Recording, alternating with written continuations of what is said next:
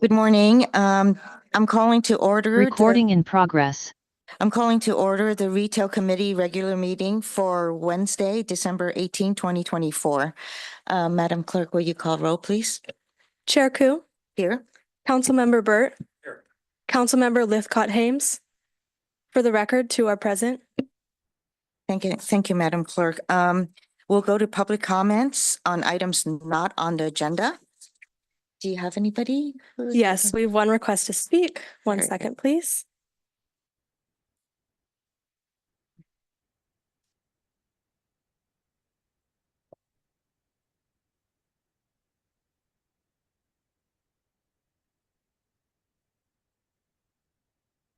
Our first and only speaker is Stephen L.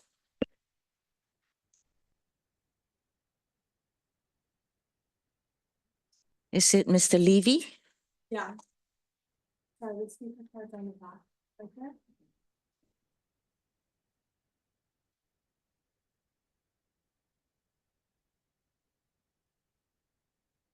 I came mainly to listen today and to thank you both. It's heartwarming to come to meetings where we're making progress. I want to support both personally and professionally what I heard at the last meeting, because I think that's the key to filling the vacant spaces and making downtown and University Avenue what we all want. And what I heard is, and what you're doing is expanding the kinds of activities that can fill the vacant spaces and getting the permit process going. Council member Burt several times has told us all about the competition from Town and Country and Stanford Shopping Center and the decline in the daytime workers. I want to emphasize the last point. You probably all read the enormous growth in online shopping and the number of large stores that are closing to save space and to face the online competition. I don't know whether you read it. The record's broken on Black Friday and Cyber Monday. I know personally that's what we do. I know from watching the 17 neighbors that we have that there's an increasing huge number of packages and food that comes every day. Okay, I see it up there. Second, we went to Mary Poppins on Sunday. It was packed for the performance before. It was packed for the performance afterwards. I assume everybody found parking. It was cold and dark when we left, and we and other people went to a restaurant that was full. That's what we do. We go to an activity and we get food and drink. We don't go to an activity and look around for shopping. When we shop, we look on our phone for where we want to go. Last, I hold lots of meetings at Coupa. My friends hold meetings at Coupa and Cafe Vente and Backyard Brew down in Cal Ave. They're full. Those are the kinds of things I spend money every day, twice a day, 55 years downtown. So be interested to hear what my friends, the people that own the property want. Last point, Your time is up, sir. And the tenants need to have something that makes financial sense for them. Thank you. Thank you. We might have one more public comment.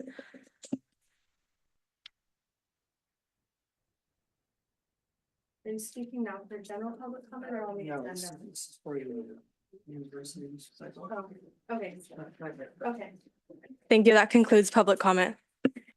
Thank you. And with that, we close public comments on items not on the agenda and move to our first agenda item, recommendation to council and staff. Following the committee's November study session addressing retail vacancies in the University Avenue downtown, including 1, enhanced cleanliness efforts, 2, revisions to the parklet program, and 3, increasing temporary uses. I'll hand it over to you, Steve. Good morning, Chair Koo and members of the Retail Committee. Steve Guagliardo, Assistant to the City Manager responsible for the city's economic development efforts. So in October, we met to discuss a study session to address retail vacancies in the University Avenue downtown. Through that discussion, we developed a framework with a focus on University Avenue that would look at the entitlement and permitting process, the current retail landscape, and activating storefronts. In November, we convened a panel to discuss those 3 topics. We had healthy participation and engagement from our private sector partners in that. We heard from brokers, retailers, property owners, and others about the concerns for the University Avenue downtown and those vacant retail spaces. Today, we're following up on a few topics related to that discussion. We can go to the next slide. So based on the feedback from the committee and stakeholders during the November study session, staff is recommending that the ad hoc retail committee provide feedback on efforts to enhance our cleanliness in the downtowns, potential revisions to the ongoing parklet program, and potential opportunities to better facilitate temporary uses. For the cleanliness in the downtowns, we really have some information and some level setting about what the current efforts are, both in the base budget as well as the enhanced services we provide, the costs associated with those, the levels of service, and how we're delivering those. Really trying to tee up some background information and context for future discussions, probably through the budget process, about how we want to address those mechanisms. For potential revisions to the ongoing parklet program, we're really trying to honor the feedback we heard from private sector partners in November about the impacts of parklets being able to extend beyond their frontage by right, and what options we may have for changing that as we go forward. Finally, on the opportunities to better facilitate temporary uses, this is addressing an interest from the Retail Committee and others from the November study session about how do we encourage folks to both do pop-ups, but also the opportunities to explore things like startups that might want to demonstrate their products and engage with the Palo Alto community in our commercial cores. Go to the next slide.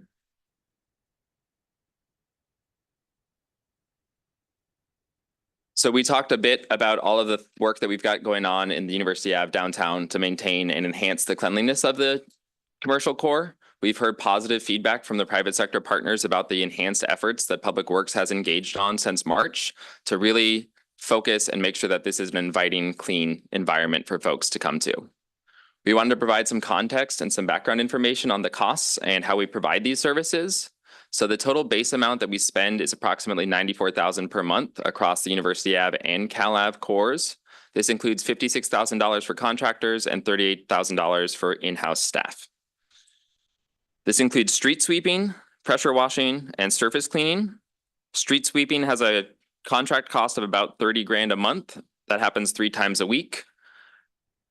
In Cal Ave, it happens 3 times a week in the commercial core, but the car-free street portion is only swept once a week currently.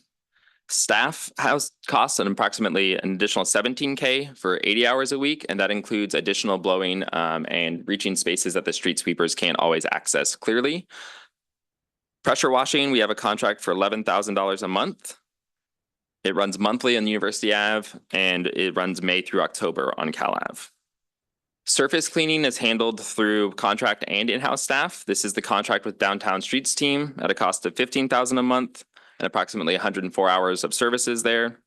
In-house costs are $17,000 a month and then an additional $4,000 a month for graffiti, poster, and other removal. That's the base effort. What we've been talking about extensively is the marginal or the enhanced services that we've been providing since March. So this was started on a very small scale in March and it's scaled since. And so now the marginal cost of the enhanced services is $28,500 a month. This is all handled by in-house staff with the exception of the additional pressure washing of University Avenue.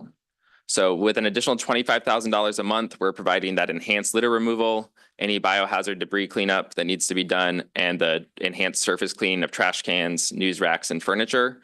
It's the same cleaning, it's just happening more frequently to make sure that nothing accumulates, that it maintains that clean environment for folks. There's an additional $1,000 for additional blowing to reach those spaces that the street sweepers can't and make sure it's happening regularly.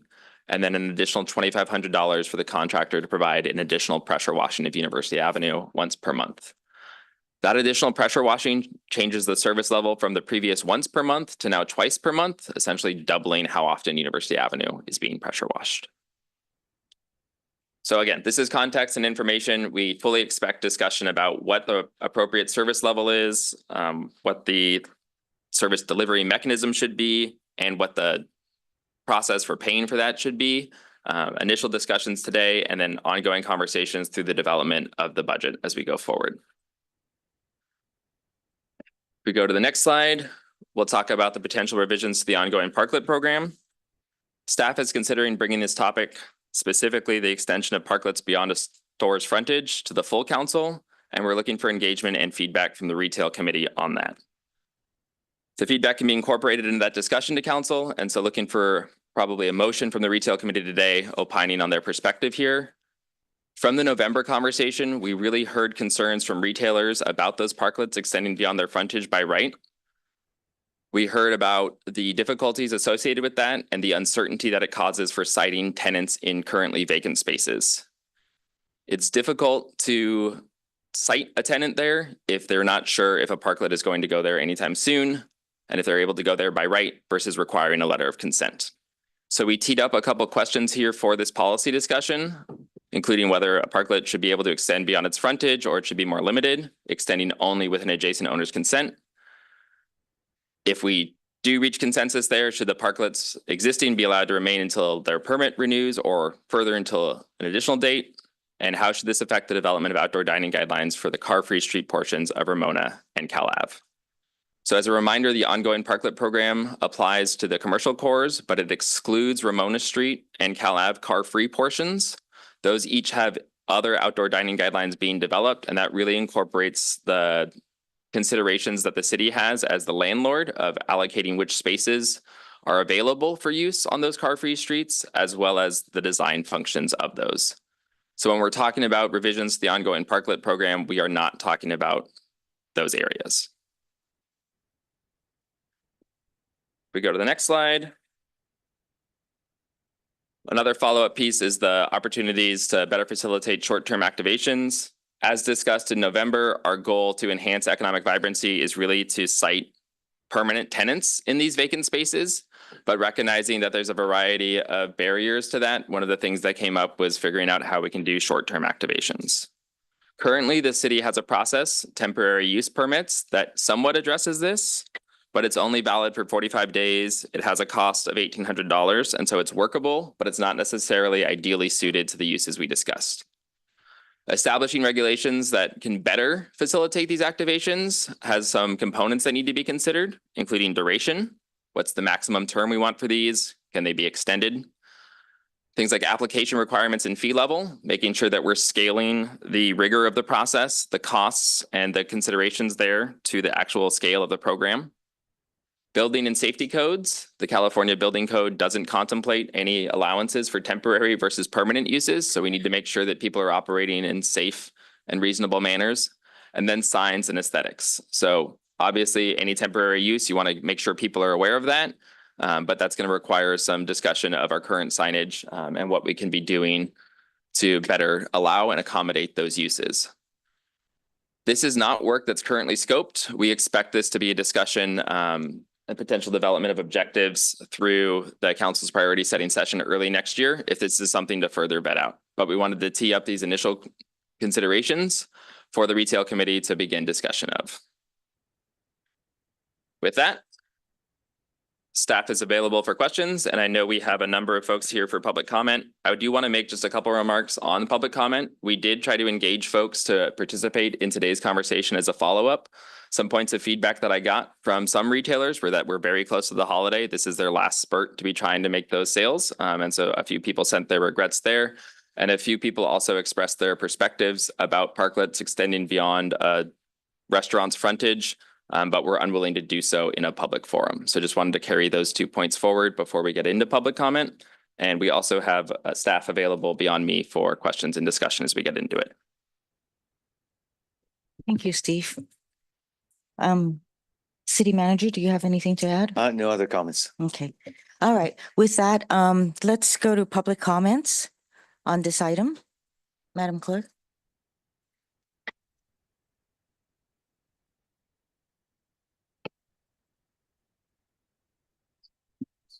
Our first speaker will be Faith B., followed by Martin B.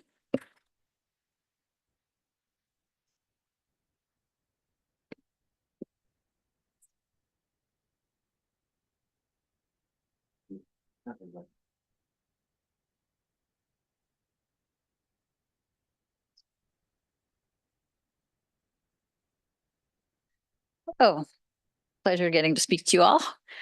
Faith Bell from Bell's Bookstore. We're celebrating 90 years next year.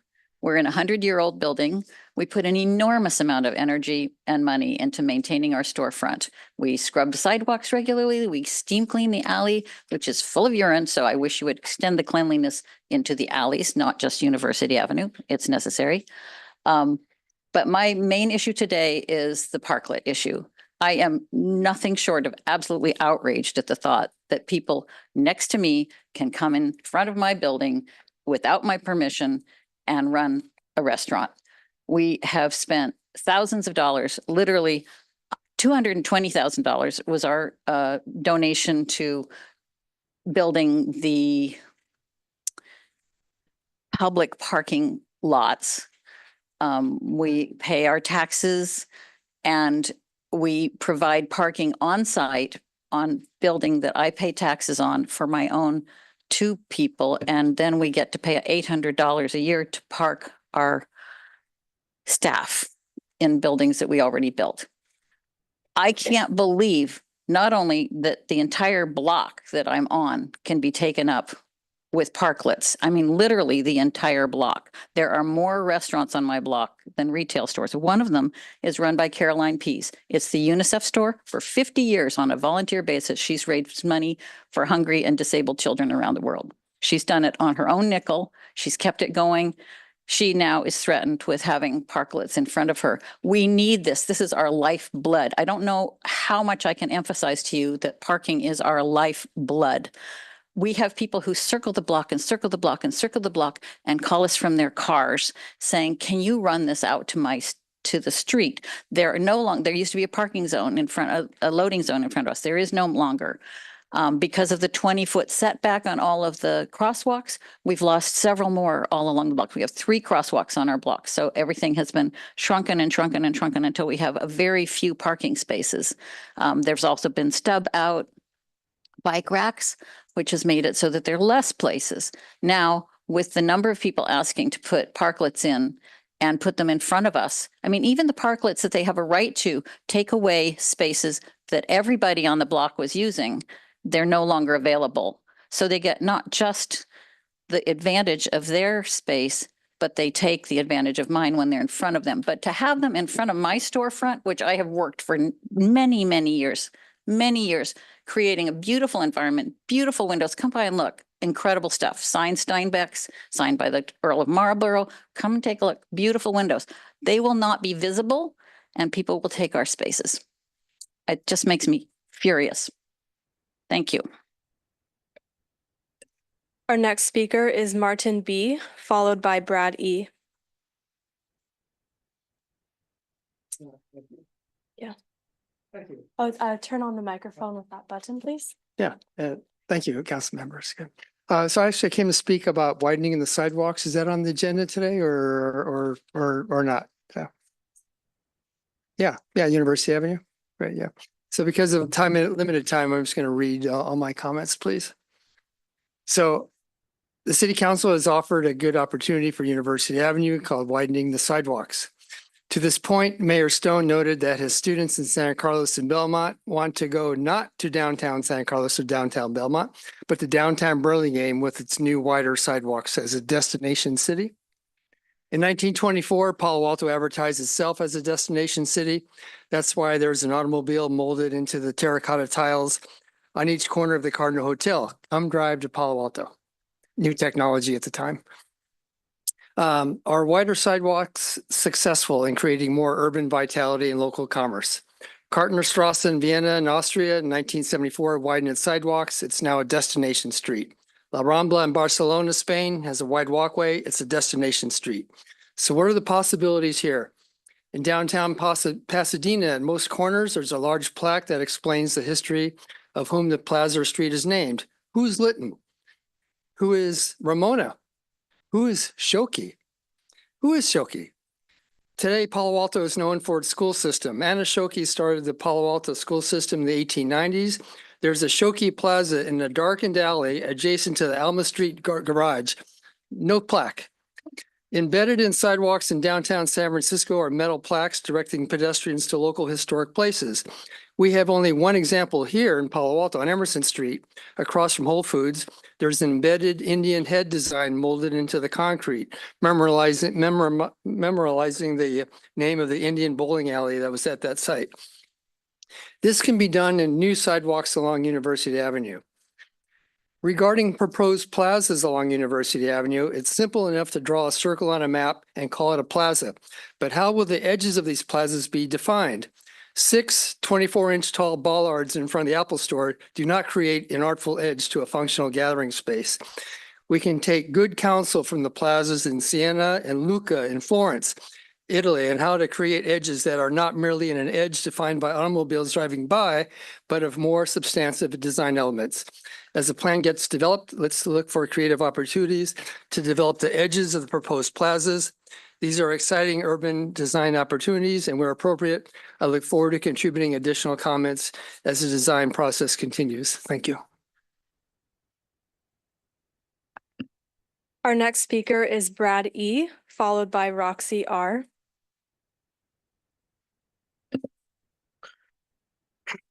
Thank you. You know, when I first heard of this issue of parklets being able to expand into other storefronts, I thought this must have been a mistake, because I can't understand what the actual intent of that policy would be. Because in my mind, what we're doing is our retailers are literally subsidizing our restaurants. If you think of it, our retailers are giving up much needed customer parking that's in front of their space, and they're literally handing it over to a private restaurant. I don't know how that's fair. The only businesses that benefit from parklets are restaurants. I don't know of a single retailer that has a parklet. And when you think of what the needs are between the different uses, right, between restaurants and retailers, they both have different needs. Restaurants value and prioritize more seating. Our retailers, they value frontage, visibility, ease of access and parking. And when we just hand over the parking to a private business, we're giving away very valuable customer parking for our retailers. So again, we spent a lot of time and energy trying to figure out how to enhance retail, how to reduce our vacancies in town. If we go down this road and we allow business to expand in front of other storefronts, we will ensure that these storefronts will not get leased. I don't know how it's fair to retailers or to property owners to not have a say of what goes in front of their buildings or their businesses. So I implore the city to revise this ordinance and this policy and allow the retailers to have the space in front of their store. Thank you. Our next speaker is Roxy R., followed by Nancy C.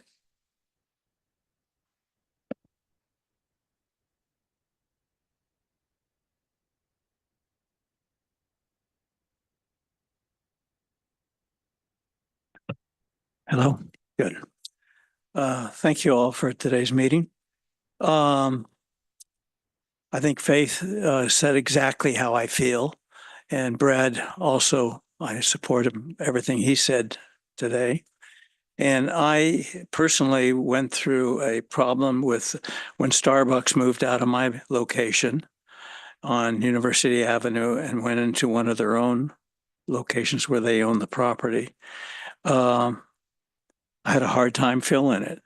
And I had a retailer coming down and named New Balance that just opened at Stanford, a beautiful store, New Balance shoes, which is a very famous line of athletic shoes.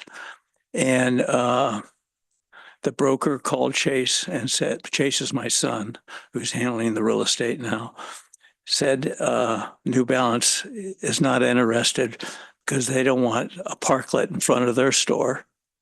And they want places for the customers to park and to be able to see the store as they drive down University Avenue. So we actually lost a tenant to Stanford that wanted to be downtown.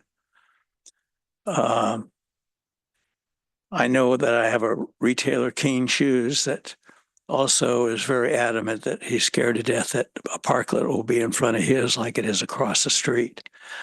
And he said he'd move out if a parklet does come. As a landlord, I feel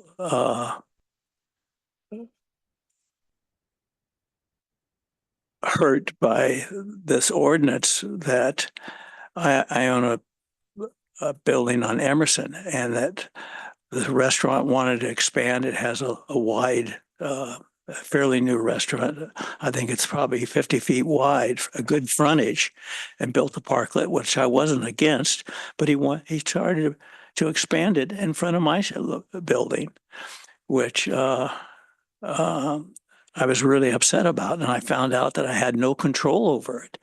And thank God I had a really good relationship with Chop Keenan, the landlord, and he went and talked to the restaurant, and they gladly stopped extending the parklet in front of my building. But every retailer is not as nice as that retailer, and every landlord is not as great as Chop that went to bat for me. So I agree with Brad and Faith that we should control, that landlords should have some control in front of their property. And I can't believe we lost that control. Your time is up. Okay. All right. Thank you. Our next speaker is Nancy C., followed by Elizabeth W.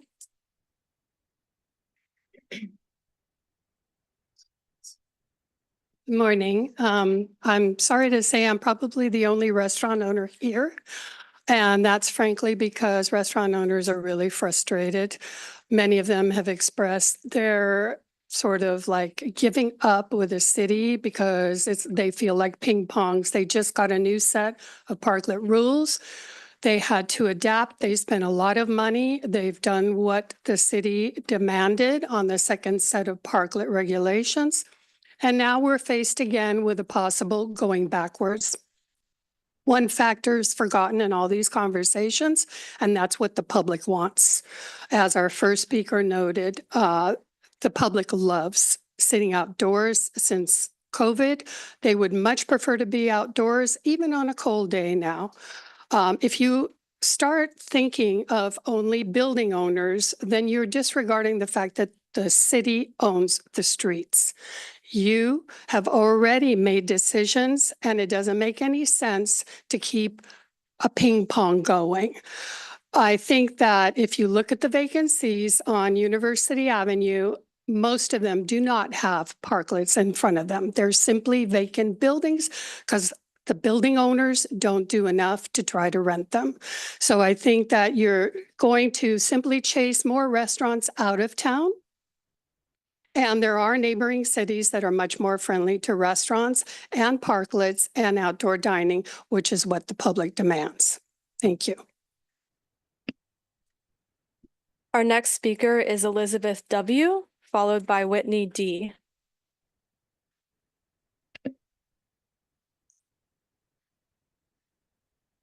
Good morning. My name is Elizabeth Wong, and I agree with Roxy and Brad, and totally disagree with Nancy C. Okay, I have been fighting this battle for years, at least 3 years, went through different attorneys, and I'm still the victim of the parklet that Coupa Cafe puts in front of my building. It's very unfair. People in general feel that it is unfair and unjust. And just because they don't have a protest, doesn't mean that they are accepting what the city is pushing on the parklets in front of other retailers. So the other thing I want to talk about, I mean, that is a big issue with me and with many other people. And I just wonder why the city always waits until it's litigated against in order for them to take any steps towards justice.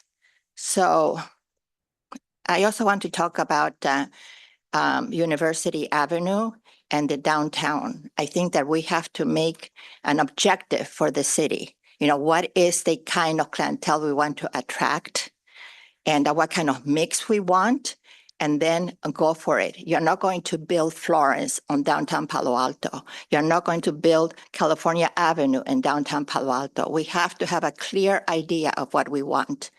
Okay, driving downtown on University Avenue at night, you have all these lights around the trees, which are very pretty.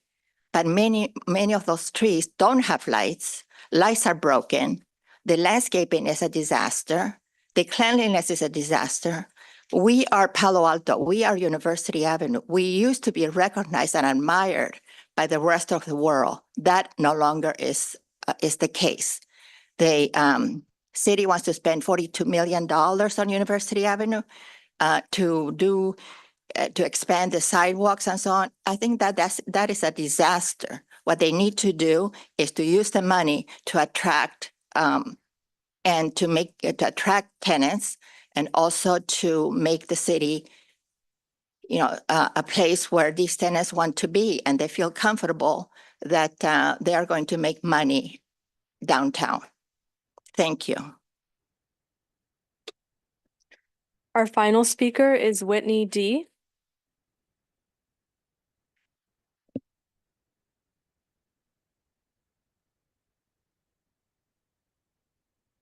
Good morning, Whitney Dunson from 510 on 510 Waverly. And my situation with Parklets right now is that I have a business, Taipan, at the end of the block who basically, I guess in this permit process, basically just has like fences and a bunch of tables sitting out there. So my issue is the aesthetic. And also with most parklets, like, do we have like a, you know, review, or how do they look? Because now I've had for over a month, they've been taking up 4 or 5 spaces and there's just tables out there and it just looks terrible. And I'm already having so much trouble on Waverly anyways with traffic and closed businesses. And so that's my issue. And I definitely support parklets should just be in, and I understand for outside dining in front of restaurants and should not extend beyond in front of them. So thank you. That concludes public comment. I just want to say thank you to all of you who came today, even though, you know, we're going into the holidays. I really appreciate the feedback we're receiving. So again, thank you. I'll bring it back to the committee. Would you like to? Sure. Pat? Yeah, Pat. So one thing, the staff report had summarized a number of topics on prospective near and medium term measures, and want to go into those, but I think there were 3 that came to my mind that we had discussed that I didn't see referenced there. One was the need for temporary parking loading zones, whether those are on the side streets coming up next to University or in the alleys or wherever they're most appropriate and possible. We've had not only the trend in online shopping as a change in retail, but we've had a real change in terms of between ride sharing and people being dropped off, package deliveries, and then the food pickups and food deliveries. And those 3 have really had a massive compounding in short-term parking needs. And to my knowledge, we've done no adjusting to that. And I've brought it up several times, and I see it, and we brought it up in this committee, and it's not even referenced as a topic in the short and medium-term measures for consideration. And then, as one of the speakers pointed out, we actually do have an underappreciated and very rich history to our downtown area. And I know that the chamber is pursuing a project on a dynamic app, a walking tour app, or one or more. But physically, we don't have any kind of the recognition that the visitors actually come to Palo Alto, and many of them are in awe of the fact that that's Facebook's first offices, that's Google's, that's LinkedIn and PayPal, and then a whole bunch of the rest of the history. And I hear often in the community, oh, we don't have much history. We don't have much history down there because too few people know about it.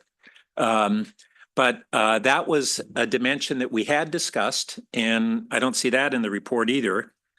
And then the other thing that we had talked about was the reputation that we have for barriers in permitting and inspections, and the kind of the need to streamline those areas.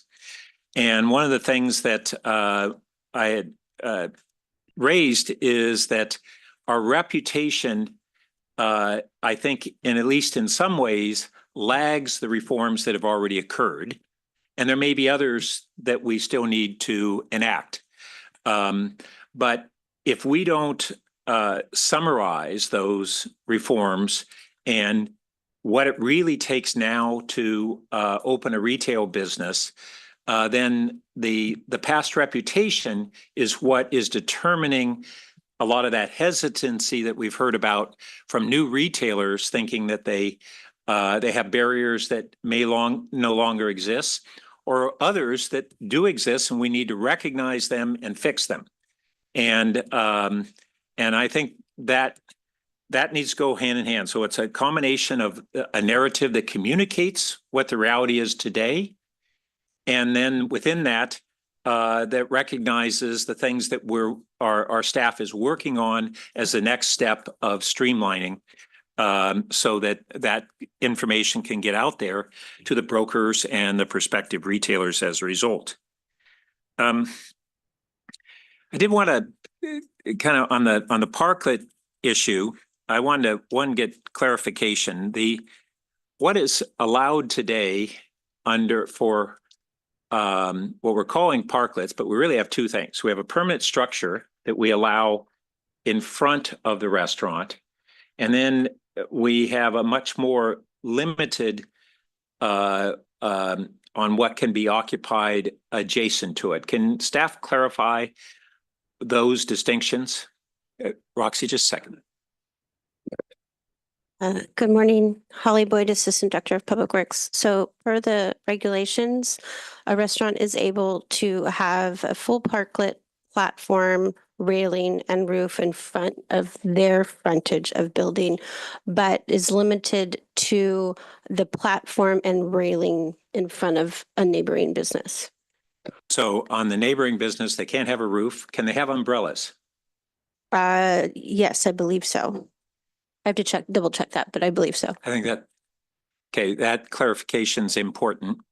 And because when we've heard about those concerns of neighbors, one is visibility. And as I've looked, we clearly don't allow roofed structures and structures with really walls other than just a railing.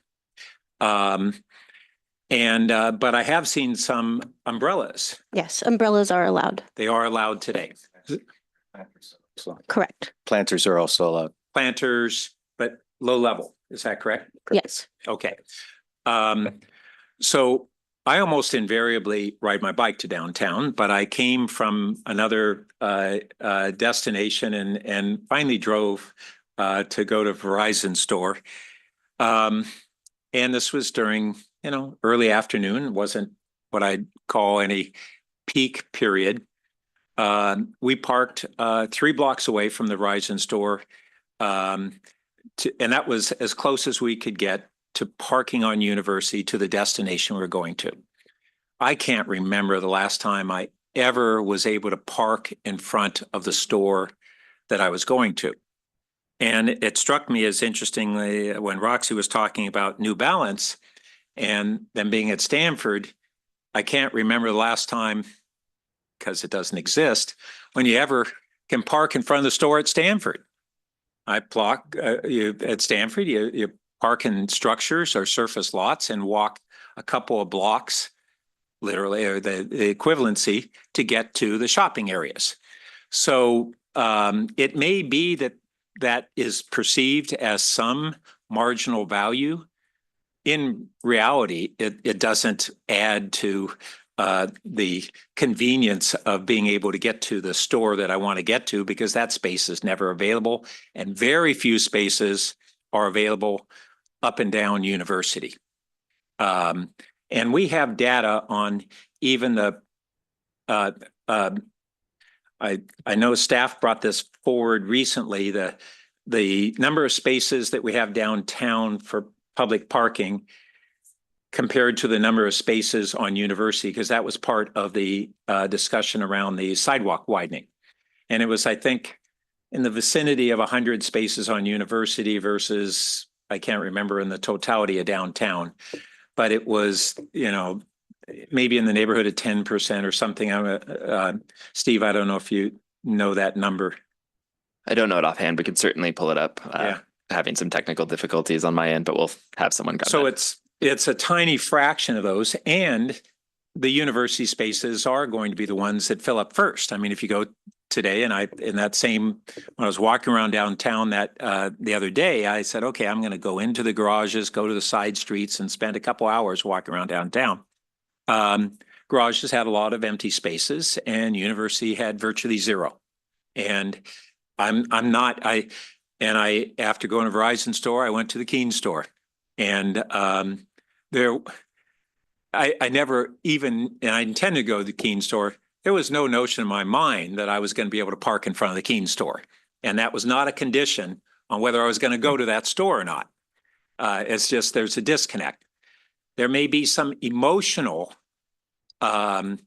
connection that folks have as retailers, that emotionally they think, gee, if I don't have a parking space in front, somehow that connects with the ability of people to come to my store. But in reality, I don't think that it really exists. And as behavioral economists have shown, we have, even in business, a disconnect between objective reality and how people think and feel. And they aren't necessarily one and the same. But from the objective reality, I don't think that that's a real impact. I do think that there's this issue of visibility that is important. So if I park, say it's parallel parking, and I park an SUV in front of a retail store, how does that compare to dining tables and a narrow railing if there's not umbrellas allowed on the visibility of that store? And objectively, there's greater visibility when you have a greater sense of activity at that location if you have outdoor seating, but not a roof and not umbrellas, compared to if I park an SUV, which is the common vehicle. So objectively, there's actually, I believe, greater visibility with dining tables than there is with a car park. Now, that doesn't nullify some of those other concerns, but I think we need to distinguish between these concerns. Concern on visibility, and I do think that we may want to reconsider whether umbrellas should be permitted in front of adjacent retailers with what we probably need a different name for the parklets that don't allow roofs and structures versus those that just allow tables. because I'm hearing even from people today who are deeply involved in this, a lack of clarity on what's allowed and using the same terminology to describe two very different things. So I have a few other thoughts and questions on some of the cleaning issues and other things, but let me turn the floor for the moment to my colleagues. Thank you. So I think it's in the staff report in terms of parklets allowed to extend beyond the store's frontage without a letter of consent from the neighboring store, so long as they do not have a roof. So thank you for the confirmation. Julie, would you like to comment? Yeah, thank you so much, Chair. And I want to thank the members of the public for coming out and continuing to share your perspectives on these values that are in tension. I think that's at the heart of this, when we just focusing on the parklets for a second. Retailers, restaurants, and parklets weren't even a thing until we had this tragedy befall us. COVID-19, what do we do? How do we congregate as humans in ways that are so essential for our wellness and vitality in the midst of this virus? Let's eat outdoors. And yet we're now many years beyond that. And, we want to carry good things from the pandemic forward, good lessons learned, new opportunities. And we want to be sure that we are behaving in ways that are smart and make sense given the whole. I appreciate Councilmember Burt's point about, no one expects to park in front of a store anymore. I totally agree with that. I think what I'm finding really compelling is, and maybe it's me being an author, listening to the owner of Bell's Books talk about beautiful store displays. The concern that retailers have about, my frontage is visually impeded, occluded by the extension of someone else's parklet. I do worry about that. I'm listening. I'm really listening to that. I think also at the study session last month, a retailer made the point that, hey, I might be open at 9 or 10 in the morning, but the restaurant next to me isn't open until lunch or maybe even later. And so the restaurant's use of a parklet extending into my frontage might be an arrangement of tables and chairs and whatnot that are really not activated and maybe even messy because they're just not open yet, because their hours are different. And so I'm really wrestling with, and I love eating outdoors and I love having coffee outdoors. So to that point, 100% agree that the more of that in this city, the better. And that's why I opened by just referencing competing tensions. This is not a topic that where we're going to find, I think, middle ground that everyone can agree on. Although, Councilmember Burt's making the point about perception versus reality. And if you're driving an SUV, if the most common car is an SUV and they have a certain height and those are parked in front of retail, then isn't that the same thing in terms of occluding the visibility of those retail windows and signage and whatnot? And I think it's an interesting argument.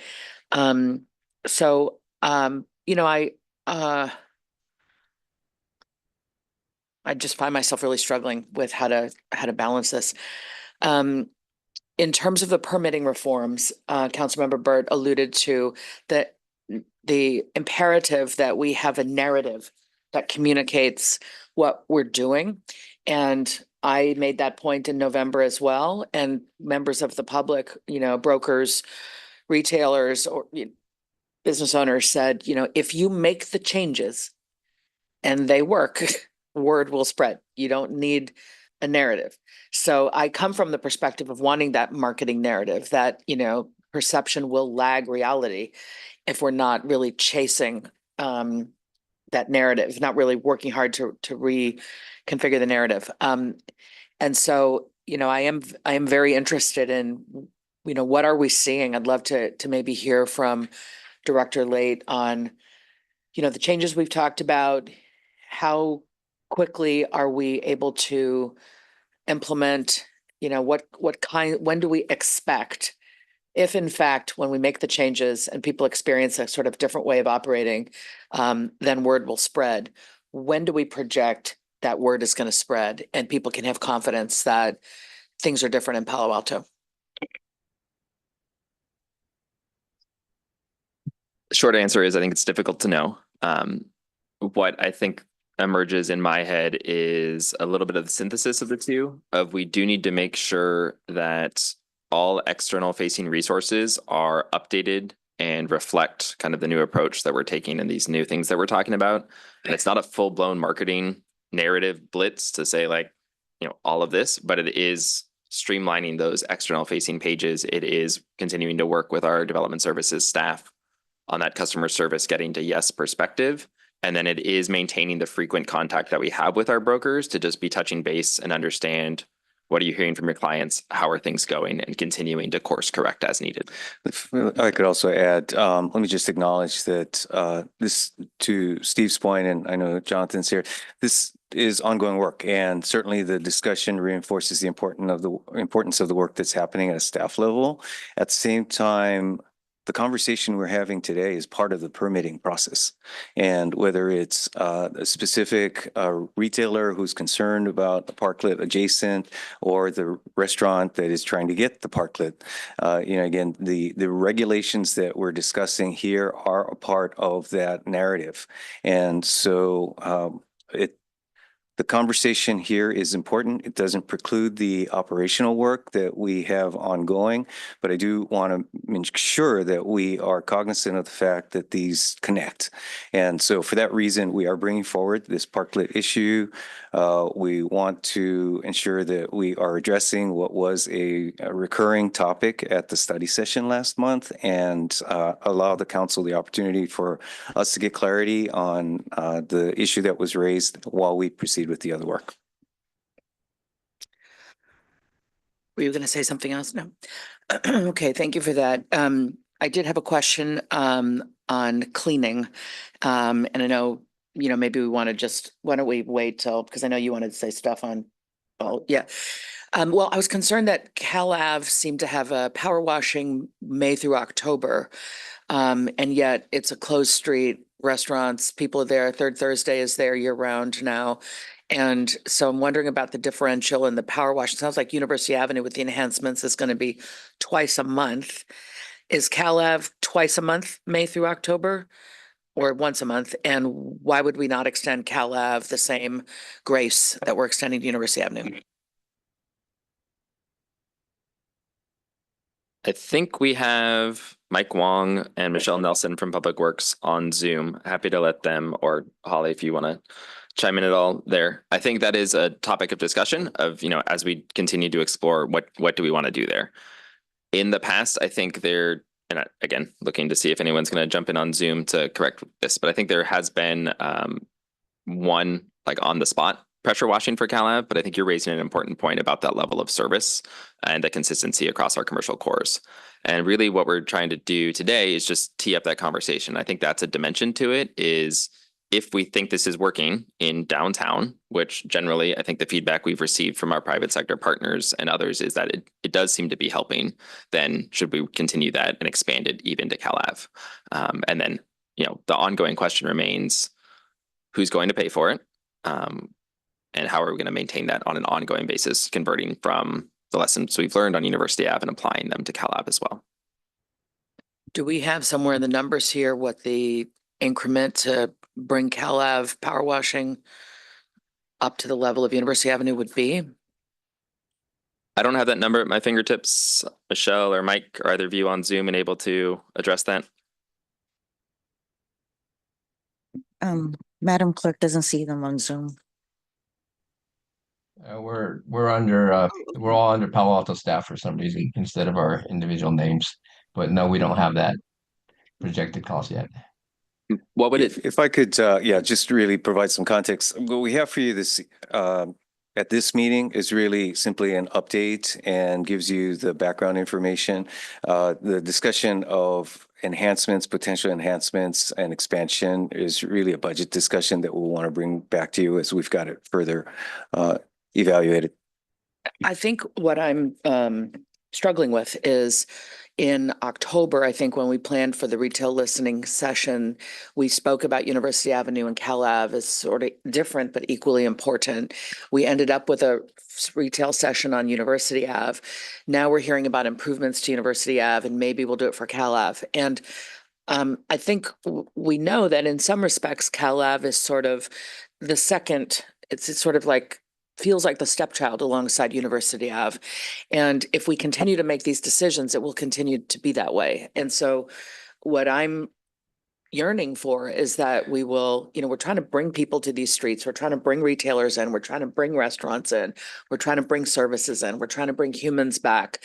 And if we know that cleaner streets make, a difference, which if we believe it for University Avenue, we got to believe it for Cal Ave. And I'd just like to see us not like, well, maybe one day on Cal Ave we'll do it. I'd like to see us, grappling with the fact that we do have two downtowns and they serve different functions. They have different looks and feels. But if one needs to be cleaner, the other needs to be. Yeah, let me just be very clear.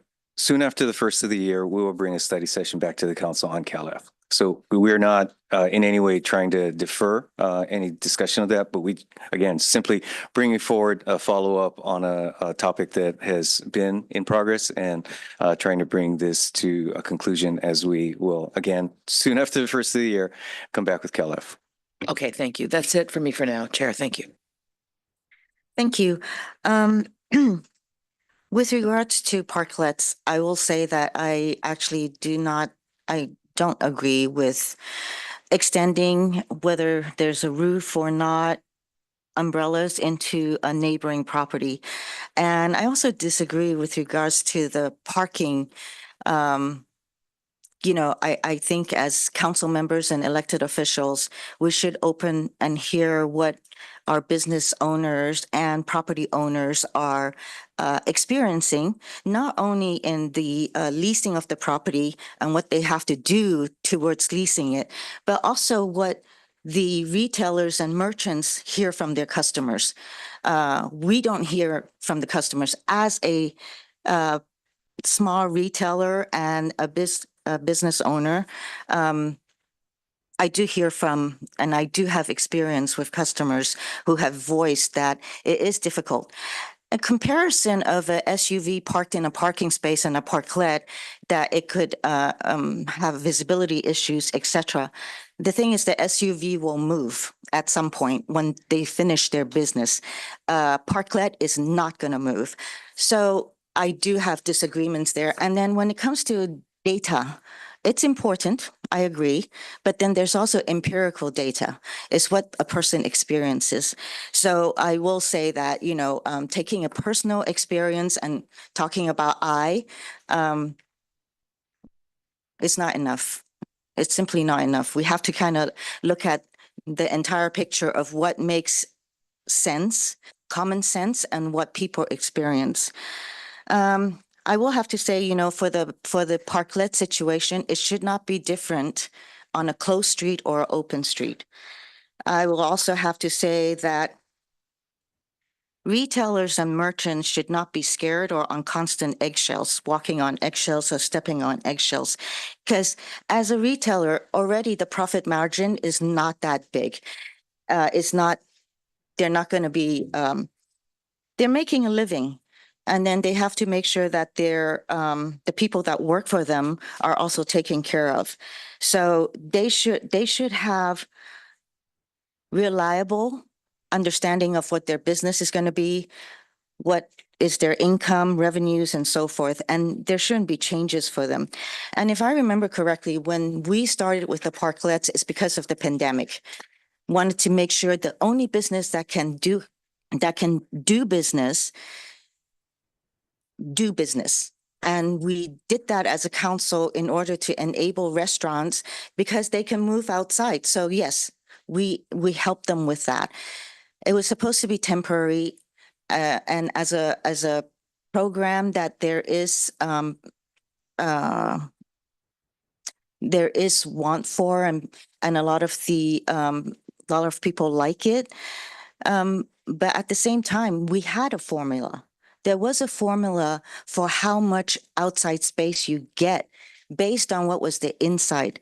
And I think that is a question I don't remember the formula. So does staff have the formula?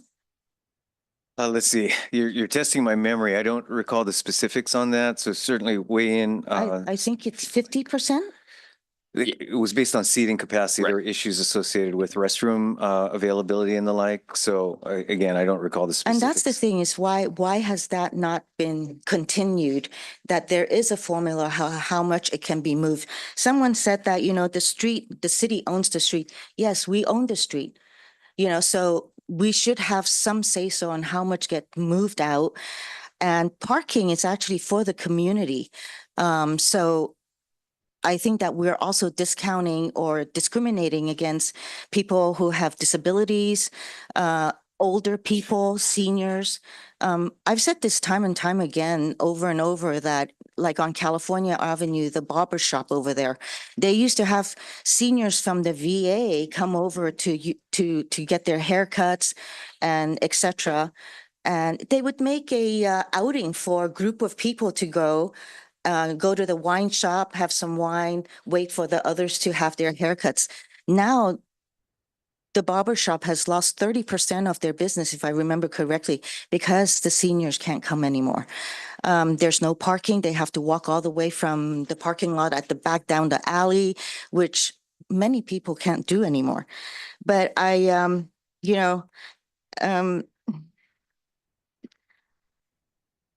as a matter of fact, I actually think that, where does it become a taking when you don't have that convenience parking space, or when a parklet extends into the front of another store? And then I just want to say, we do have to recognize that there are still high rents here in Palo Alto. And so based on the last study session, we also heard that, Burlingame, since Burlingame comes up a lot, that there is, compared to their rents, we are higher over here.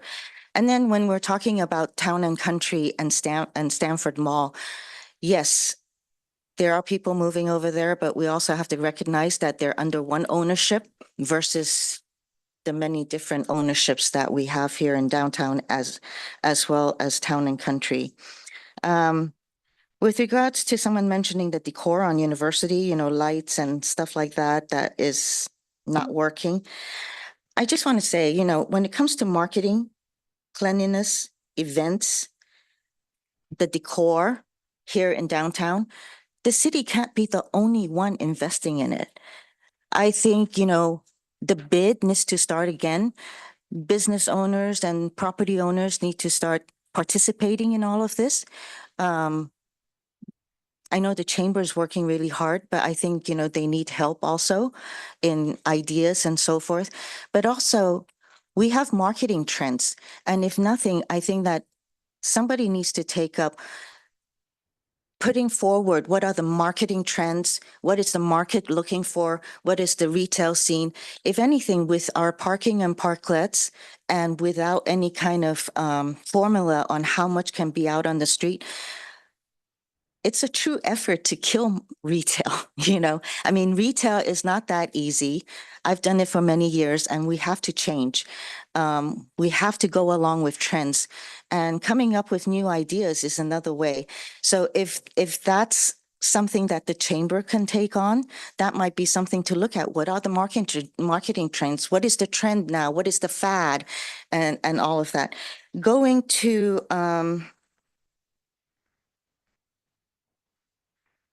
talking about pop-ups, temporary, right?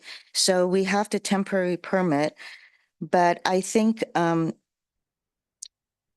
defining duration, I think for a pop-up or for a temporary use, 45 days is probably not enough. We might consider going to 90 days, but I'd love to hear from somebody who might have experience with pop-ups to kind of give an idea of what is the length of time that would be beneficial for that tenant to have a pop-up. with regards to building and safety codes, I mean, so a pop-up going in should not have to have a whole bunch of tenant improvements done. It should be able to move in, set up their their product, and be able to show it at a temporary basis, but it shouldn't have to involve tenant improvements because that's an added cost, obviously. And then if it transitions to long-term, to a more permanent, longer-term lease, then I think that then the tenant improvements and et cetera needs to be brought up and reviewed. But I think that that's something that needs to come back really soon because that's an obvious way of filling up these vacancies. You know, I gone to Mountain View on Castro Street. They have a closed street as well, and they have a lot of vacancies also. So I think that we need to explore that. Previously, we did have the council previously did have when a parklet goes up, when we have a parklet, that a tenant letter from the property owner as well as the business, if it extends, we did have that in place, that it was limited to the storefront or the restaurant front of that business. And then it did come back and it was changed where you didn't need a property owner. So I know that I wasn't for that, but I do think that we need to return to that. Otherwise, it's a true effort to kill retail. Anyways, so those are some of my, I do want to say that I do appreciate the careful permitting process and review of the uses that is being requested. You know, there is a certain building code and safety codes that needs to be reviewed, but I don't know how, especially for fire and for safety. And what is the time when a permit comes in and then all the different departments, especially fire, can that be expedited a little bit more? Perhaps Mr. Late would like to comment on that. I believe it's 30 days on that initial review, but perhaps you could confirm, John. Especially with temporary, right?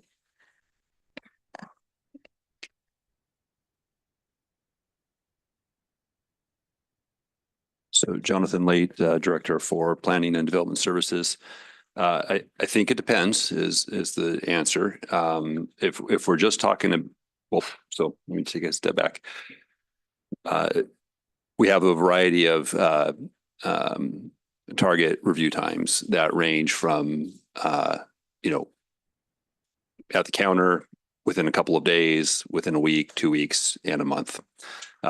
Some larger commercial buildings, 6 weeks is the initial turnaround review time. So it depends on, you know, staff's, you know, workload and available staff resources. I think for fire, not to speak for the fire department, but the number of plan review employees, I think there's still some vacancies in that area. So there's a reliance on contractors to shore up that program. So that's just across the permitting process. When it comes to the topic of like a pop-up store or something like that, the intent it would be to have something that would be quick. Ideally, an instant permit that can be done online. But it depends on the parameters that the council would want to set forth, the duration, some of the notes that we've identified. We agree that having a protracted process with that requires a lengthy review sort of defeats the purpose of having a temporary pop-up store.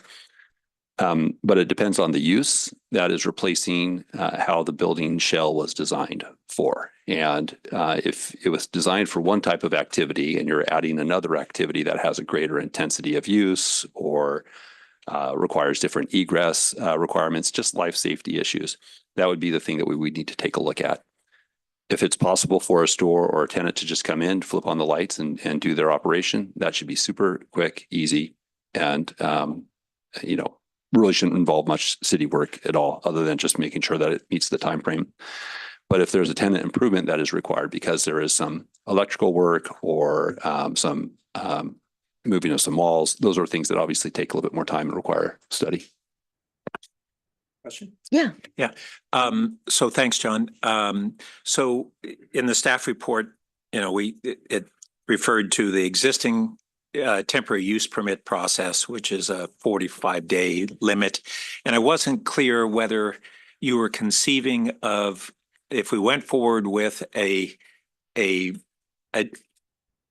process to accommodate pop-ups, whether the thought was to expand that temporary use process or to create a parallel one that's more focused on pop-ups and its needs versus our existing temporary use permit, which is, as I understand it, designed to address other needs.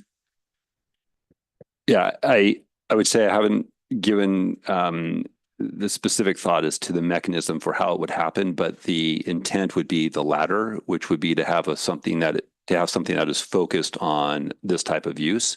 We don't typically do instant permits for a temporary use permit because a lot of different departments need to see what's going on that. But if we were able to carve out a specific process for what we're describing as an interest here today, that would be distinct from, but maybe also called, something akin to a temporary use permit. So I think we could achieve the goal, the mechanism, or the path. How we achieve it, I think, is still something we need to think about. Yeah, I can certainly see where a space that was designed for goods retail can't be readily be a candidate for sit-down dining pop-up and that kind of thing. Whereas it might be that, that goods retails probably have the lowest threshold of additional requirements, and then takeout food might be a second level, and then sit down kind of a third. Yeah, conceptually, yes, there's a progression of increasing interest and other departments that get involved in wanting to know what's going on in the space, including county health, of course, as we start introducing food. Got it. Thanks. And then fourth tier is alcohol. Yeah. Can I continue on this line? Yes, Chair? please. Thank you, Director Lake. Sorry, could I cut in really quickly as well? We just have an additional public comment and then a few members of the public who'd like to add an additional comment. I just wanted to flag that. Thank you, Nicole. And I was going to suggest that we take another round of public comments on this topic, and we'll do that at 10:30. Well, just so we have a chance to kind of discuss this, and then you can, based on what we discuss, feel free at 10:30. Okay. If I Thank could, you. Chair, Part of also my just wanted to note, just for time management purposes, I think a couple of us have hard conflicts at 11:30. So I'm hoping that works with the committee's schedule as well. Yeah, I was hoping our meeting would conclude at 11, but okay. Yes, so thank you. Very good. Thank you. Julie? Yeah, thank you. I'm super excited about the potential here, the notion of a pilot program to really get this going and learn from it. And, when we were in the retail study session, we were basically talking about the fact that some people would be super excited for the opportunity to bring a startup in, bring a pop-up. Their barrier to entry needs to be low because they're just getting started. We have a vacant storefront that needs activation. It feels like a win-win, and we just need to sort of really facilitate that. I would defer to brokers on and retailers on, kind of what should the duration be? I don't know. 90 days doesn't feel long enough to me. I'm thinking 6 months. I'm even thinking 9 months, maybe even a year, but I don't know. I'm not this sort of business owner. So I'm excited to figure out kind of, if we build it, they will come. That's got to be the point, right? We're going to build a thing. We'd be foolish to build a thing that people don't want to utilize. So how can we be confident that whatever we put in place does in fact activate these pop-up / startup operators? I also want to know, how are we going to match them? Because obviously there are existing building, what do we call it? Not footprint, the building type. You used a term that I don't know. Shell. Like there's a shell that's this, there's a shell that's that. There's type A, B, C, D. The pop-up interest needs to match that. Who is best equipped to kind of put those, sockets, the plugs in the socket, right? We want, if I'm a pop-up or a startup and I'm like, hey, this is exciting, Palo Alto's doing this. How do I begin to figure out which of these vacant buildings? I can't get in them and look. I can't necessarily know what the prior business was. So how do I know if my need is the right fit for that particular shell? How can we be smart and nimble about that so we can facilitate the right pop-ups and startups getting into the right vacancies? Yeah, I could respond to that, Councilmember. I think at its basic level, our assumption is it would be the property owner really and their role to conclude what fits within their shell, again, using the same terminology. That said, to the extent that we want to turn it into a program, then we would need to develop the appropriate kind of both marketing and then, to your point, matchmaking, making both owners aware of interest from pop-up businesses as well as vice versa. So there are different levels of effort that would be involved depending on how expensive this is. But again, at the most basic level, we would expect that the property owners would be the advocates for particular use. I appreciate that. And yet, if I'm an individual with an idea for a pop-up or a startup, I don't know how to reach the property owners. I don't know how to access that. Again, I think we heard a variety of different concepts at the study session, ranging from that to, again, from the owners and brokers' perspective, an ability to bring forward uses that would activate spaces in ways that could, again, create that level of activity that the city has expressed an interest in, but not necessarily at a program level.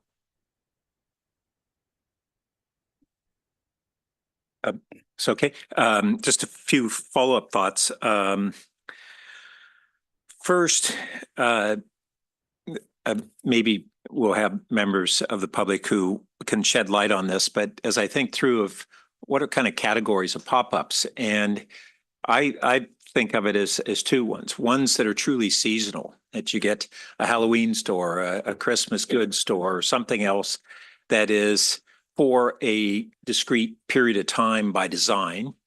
And then the other is businesses that want to give it a try and on a small scale. And those have two different time horizons. That latter one, if you've got kind of businesses that are trying to see if they can make a go of it, there's an empty space and you have a willing landlord that says, yeah, I'm not going to give you a permanent space at a discounted rate, but I'll give you a year here or 6 months or whatever.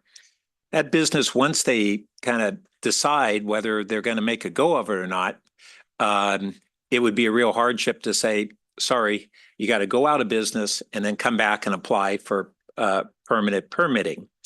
And so we may want to build in a concept for extension applications in that kind of circumstance. And then who these pop-ups go to. Yes, they might go directly to landlords or they might go to brokers. But it seems that they also might say, oh, gee, I'm trying to start a business. Do I go to the economic development manager? Do I go to the Chamber of Commerce? And so maybe we want to recognize that there are those different avenues, that we then just set up a system where we channel those requests as opposed to kind of letting everybody figure it out for themselves. And then, yeah, those are my main points on this. I did want to say that I think everybody here has something in common, and that is that we're all wanting to try to support our retail areas. And we have differences in our notions of how to best do that. But I just want to say, no one here is deliberately trying to kill retail. And we shouldn't be attributing motivations that way. And it's just not true. We're all trying to do it, and we may disagree on how best to do that. So I think that's just framing everything on that. So on the pop-ups, that's all I had. So I just wanted to offer one point of context on those two kind of tiers you offered. For things that are truly seasonal, like the holiday thing or the Halloween example, those are things that are really well suited to the TUP process that we already have in place. So as we talk about what we'd be developing separate from that, that's really where we'd be focusing, is on that second tier. But even with the current TUP, you know, for these seasonal things, I think that seasonal pop-ups, you still need to, I think that the streamlining permitting process still needs to be reviewed and have a shorter time. If it takes 30 days, even for that seasonal is a little bit too, it's kind of too long. So if staff can kind of consider that and then come back to the retail or to council at the next meeting with this, I think that would be quite valuable for council to review and figure out how to have more instantaneous permitting or shorter timeframes. Well, and I might add that in addition to how quickly we permit, 45 days, you know, that may be fine for the period that they're in operation, but they got set up and they got closed down. And when you add that time frame, I'm not sure 45 days is enough for the seasonal folks. So I just want to put that out for consideration. I don't know what is appropriate. Does duration include the permitting, I mean, the setup and takedown? Typically. Oh, Yes. okay, so definitely not enough. Yeah. And there is an opportunity to for an extension of a current TUP. So we work through that as well. I think also on these kind of things, the tenant or potential tenant also needs to know what are the actual uses, and if they want to stay longer afterwards, they might actually have to move to another spot that actually allows that use. So that might be something that needs to be put forward at the very beginning so that they know what to expect, and to ensure that the property owner knows that too. Yes, sir. If I can just add, so understanding all of that, I do want to say the reason we have a TUP or why we might have a pop-up store is to, in addition to just having, you know, the seasonal, but then businesses that just want to give it a go. It's also allowing land uses in zones that may not necessarily allow for those types of activities to take place on a temporary basis. That's why we have the short duration. The other interest in the duration is if there is a use that requires some kind of upgrades to, you know, the building, egress, ADA, you know, things like that, parking potentially, because of it's an intensification of use. We could allow those to continue to a point, but there needs to be a policy decision, like at which point do we need to adhere to the state building codes in terms of making sure that the building meets the intent of the occupancy. And as far as continuing those uses to future, you know, extensions, we can continue, we can consider extensions, but it may require also some upgrades to the building too, if it goes too much further down the road. So just there's a lot of things that we need to factor, and at the front end, which is also the back end, there's the technology to support that, right? And if we're creating instant permits or a streamlined process, that's going to require some changes to our infrastructure to do that. Thank you. Yep. Can I add something here? Yes, please. My concern, we just said that the TUPs actually contemplate seasonal pop-ups like Halloween and holiday enterprises. I can speak to that. Yeah, yes, it does.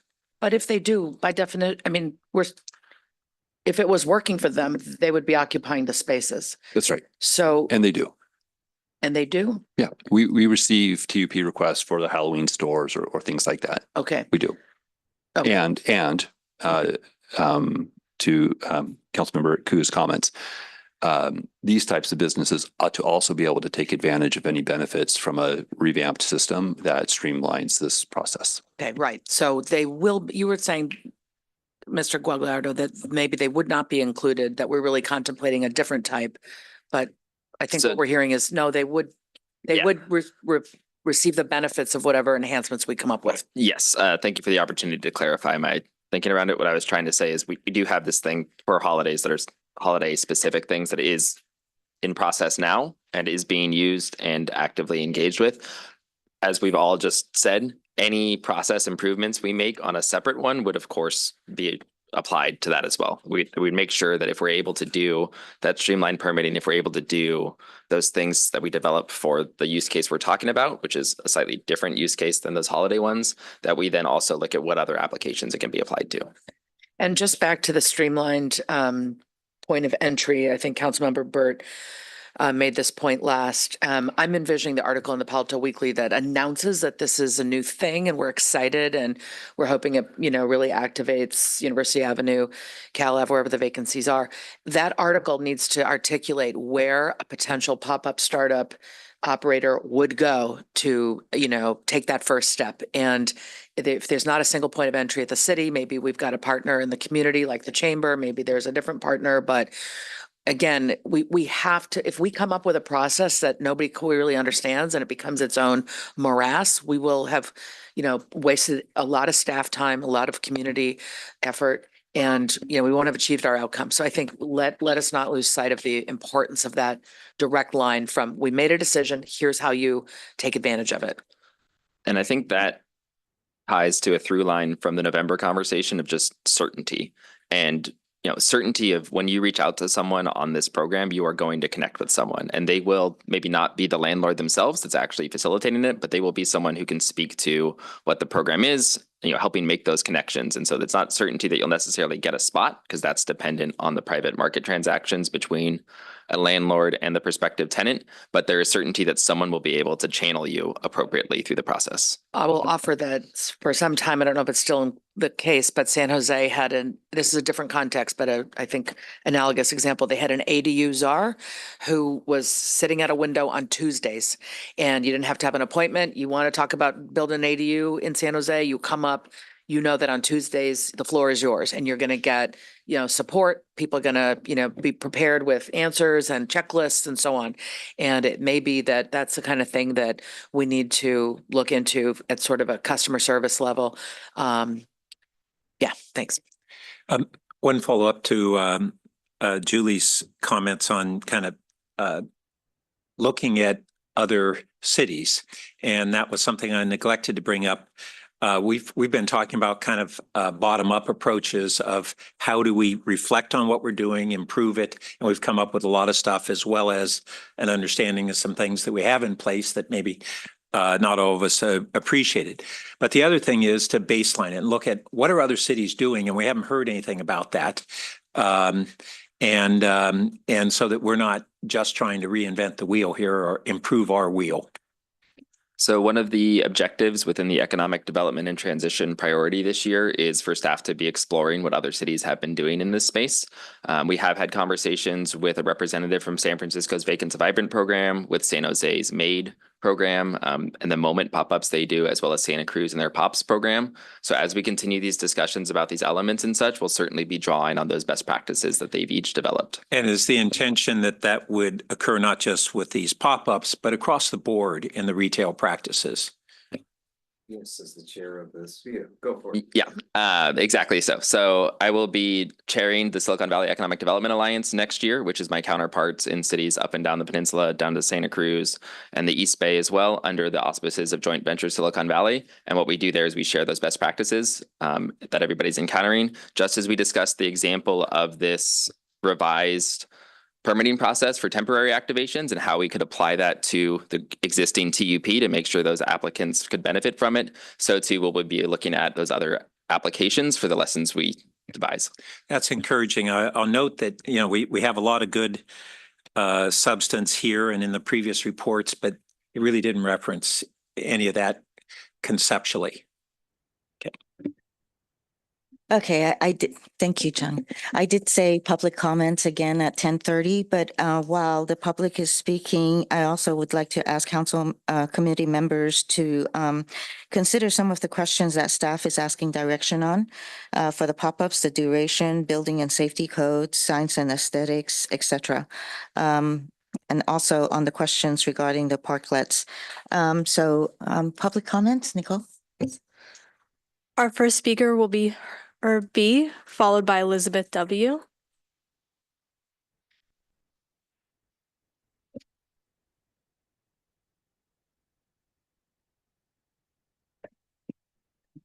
Thank you, Chair Koo, for opening up public comment period. I submitted a letter, which is for the third time this year, about cleanliness, and that the municipal code for decades has required the property owner or occupant to be responsible for cleaning the sidewalk and not sweeping any debris into the street.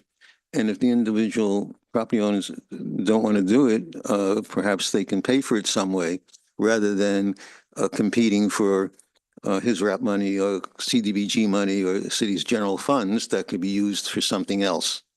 And in terms of parklets, that's essentially creating the debris in the rest of the street right of way, and those parklets, who are responsible for them should be paying for that cleanliness on the street. In regards to the extension of parklets. The only one that I know of is more than just who may be known as a retailer, but is also a property owner, and not just a property owner, but last time I checked, a member of the Chamber's Board of Directors, and perhaps someone on the Board of Directors is entitled to extend the parklet into the space of someone who's just a retail property owner. I don't know if that's what the rule is. And in regards to temporary uses, in general, in the municipal code, there is, in planning, one of the things is a temporary use. I don't know what it says now, other than there's no hearing and no notice of it, just a decision is made. But what I recall from zoning code in the past, that there was for a consecutive period of no more than 45 days once in a 12-month period. I don't know whether there have been any changes made in that for temporary uses in general or not, and when they were, if so, when they were made, and whether they were noticed within the staff report itself rather than just the attached agenda change, ordinance changes. In regards to automobile uses, which I've read about in the newspaper, the city gets the same sales tax, tax, whether it's located automobile showroom downtown or along 101 or on El Camino Real. So the question is then, would there be more customers? And I don't know what people are thinking, but maybe they suspect that if high-speed rail is ever built, someone from Bakersfield will take high-speed rail to San Jose and change from electrified Caltrain and visit an automobile showroom and then take a test drive on the street with parklets. And I noticed that this meeting is essentially between the committee and people representing, essentially property owners. But as we found, we got the current look and feel of the city is when residents who saw their main interest as being residents of the city. Your time is up, sir. Who were involved. Thank you. Our next speaker is Elizabeth W., followed by Faith B. Oh, you're not quite yet. Elizabeth wanted me to take her place. Is that all right? Oh, okay. Is that okay? You have to ask the chair. She's going to take my place. Okay. Okay. Thank you. Oh, sorry. I understand now what you meant. You're just switching spots. yeah. Okay. Sorry about that. Thank you. In regards to, Pat made a really great comment about letting staff know what's going on. And I know that in the city that we're looking to use, let other uses come in. And one of them is a company that I've been working with now for almost 6 months called Solid Core. It's a national firm. They're in like 3 other neighboring cities. And it's great for appeals both to men and women, sort of like a health thing. They want no more than 2,000 square feet. And they do a lot of TI work and tenant improvement. And so that's why they couldn't be a pop-up. And in regards to, I'm sorry to jump around like this, but I'm going to jump around a little bit. In pop-ups, I think one of the best things that you could do is to get 3 or 4 commercial real estate brokers and see what the demand is for pop-ups. In my alley, the pop-ups is kind of a passe thing. Today, to hire help, to create an interior is so expensive. To be able to do a pop-up, it's just, and it's so temporary. And to be able to pay all the costs and the rents and to staff it is almost unheard of. And I don't think the demand is there. And I think that it's just something from the past. And I think you should look into that. And I just contact 3 or 4 realtors and see if they have anyone that's interested in doing pop-ups. Getting back to Pat's thing about letting the staff know, I had this company called Solid Core, and they sent a signage guy to the city to see how their signage would be. They says, "Oh, that use is not, you can't use it." They just sent them away at the front desk instead of letting the staff know in the building department and the permit department that the city is thinking about letting these uses to be okay. It hasn't been approved yet. Would have been a better way to set them away. And I have a letter from them on December 16th telling me this. See, I had a few more comments, but I'm getting too damn old. I can't remember everything so much. Linda, I agree with a lot what you said. I think that was terrific. And I talked about pop-ups.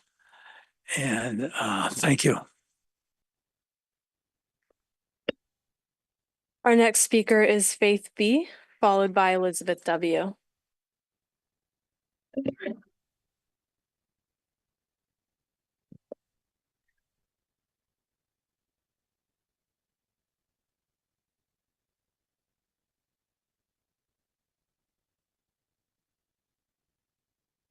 Start over. Oh, no, I'm not starting over. Okay. How would you feel if you got home to your house? Thank you. Found that your neighbor had roped off the entire area in front of your house, had brought in a barbecue, a boombox, and picnic tables and said, "I'm going to be here for a year. I have a right to do this." I have a feeling a few of you might be angry. Okay, that aside, how about if I apply for a parklet and apply for the space in front of my neighbor? And when I've got that legally mine, I will rope it all off and I will pull that rope aside when my customers want to come in and use it. That's exactly the same thing you're allowing the restaurants to do. They get their choice of how they use their space. I get my choice of how I use my space. It would be equally fair. So I just want people to think about that. You're giving them the right to a lot of what benefits my business. Maybe I should have the same. Thank you. Our final speaker is Elizabeth W.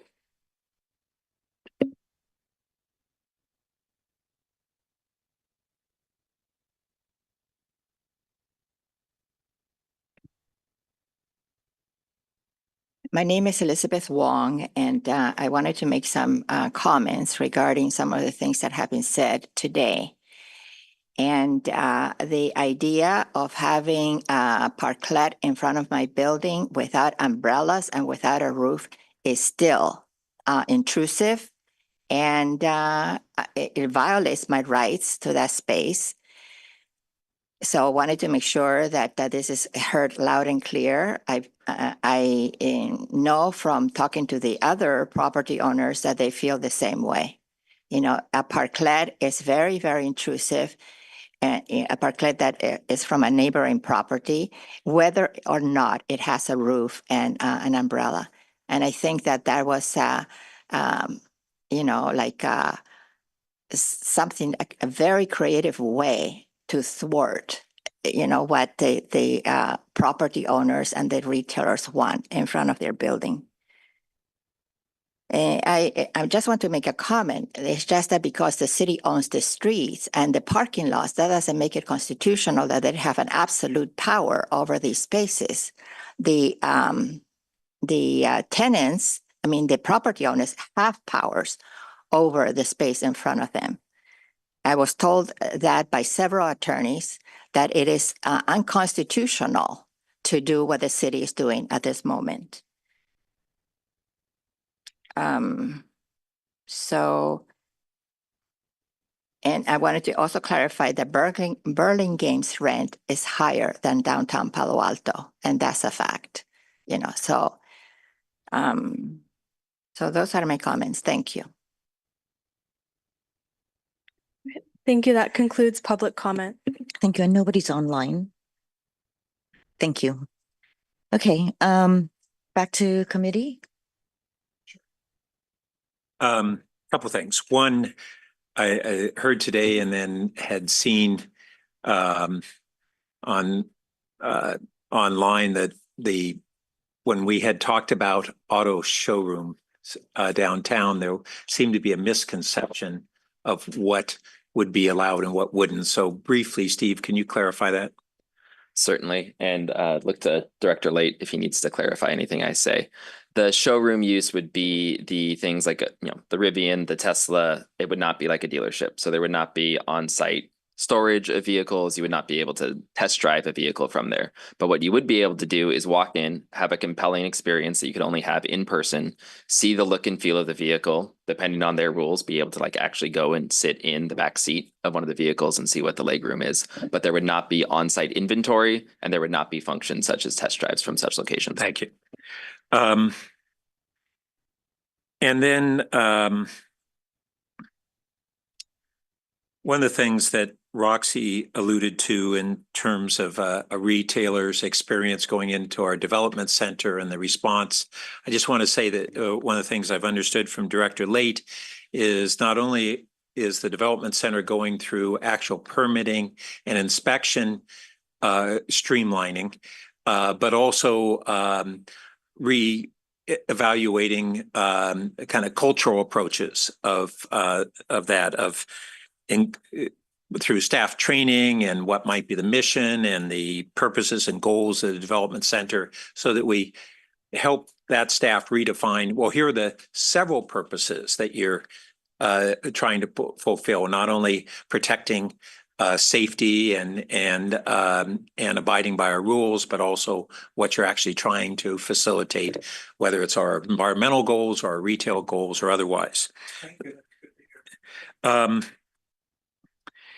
And I did want to say on the parklet proliferation issue, I do think it's there's kind of a couple of things. I pointed out where I really believe that substantively some of the concerns are not what they've been perceived.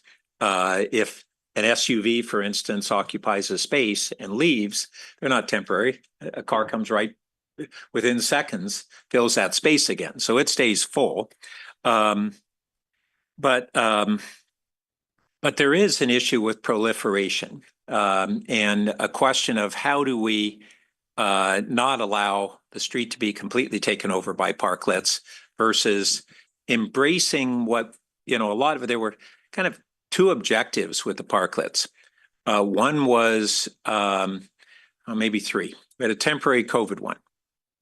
And as a result, we realized that, we've been ignoring al fresco dining and the experience and the degree to which people out on the street creates a sense of vitality in the retail area. That's actually a real value for retailing. And there may be tensions between that and pure retailing, and that's what we have to address. But I did want to point out that creates a vitality. And as I've argued previously, vitality breeds success and more vitality. And people don't want to go to an empty street. They want to go to a street where there are people and a sense of activity. Now, how we achieve that, we can have those debates, but that's a principle that's important. So as we're looking at our reinvestment and recovery, we have the ongoing recognition of the value of that, but at the same time, we want to make sure that we're striking a right balance. One of the things I think I would support, a couple things. One is looking at how we limit the amount of parklets on a street that would be beyond in front of a restaurant. And I think it should be fairly limited. I think it's fair that there are not visual obstructions and probably including the tents. We already prohibit the roofs, but that might be a reasonable balance. I did want to note that on the closed street, which is not the focus today, there is a difference because that whole question of parking in front of a retailer doesn't apply in a closed street. There is no parking. So you're not taking away parking. And we already have a rule, as I recall, that if someone has a parklet in front of a neighbor, or even just tables, this limited parklet in front of a neighbor that would have a restaurant, that restaurant would then be able to essentially trump the use of that space in front, right? Yes, so if there is a parklet that is extending beyond the frontage of a restaurant, and then let's say it's a vacant space now for the purpose of this example, and then a restaurant were to come in, they would be able to say they want to claim that space. And I believe we term that to the term of the renewal though. So they would have the competing parklet in front of their space Temporarily, yeah, for the duration of the permit issuance. That it would be, they'd have to give it up. The neighbor would have to give it up soon. Okay. And then Pat, can I just jump in? Yeah. Just to clarify that. I'm hearing that party A that owns the parklet that extends into party B's frontage. Party B is a restaurant, wants to come in and use it, but can't until party A's permit has expired, which could be how long? Yeah, so the permits are issued on a yearly basis right Okay, now. so it could and be it could be close to a year. Absolute worst case scenario, Worst yes, case. but you are correct. If they came in on day one after the permit was issued and there was 364 days left on the permit, they would have that parklet in front of them for that long. I wanted to ask a follow-up question. So on that, when you say the restaurant actually can push the retailer out after when their term ends, So I believe is it? in the example we were talking about, it was 2 restaurant uses. And so restaurant A extending beyond Okay. their frontage in front of restaurant B. Restaurant B comes in and says, we would like to have the parklet here instead. Restaurant A is allowed their parklet for the duration of their permit, but at the conclusion of that permit, they would need to scale back to their frontage. So if an incoming retailer comes in and the restaurant is extending into their space, to their frontage, would the retailer also get the same,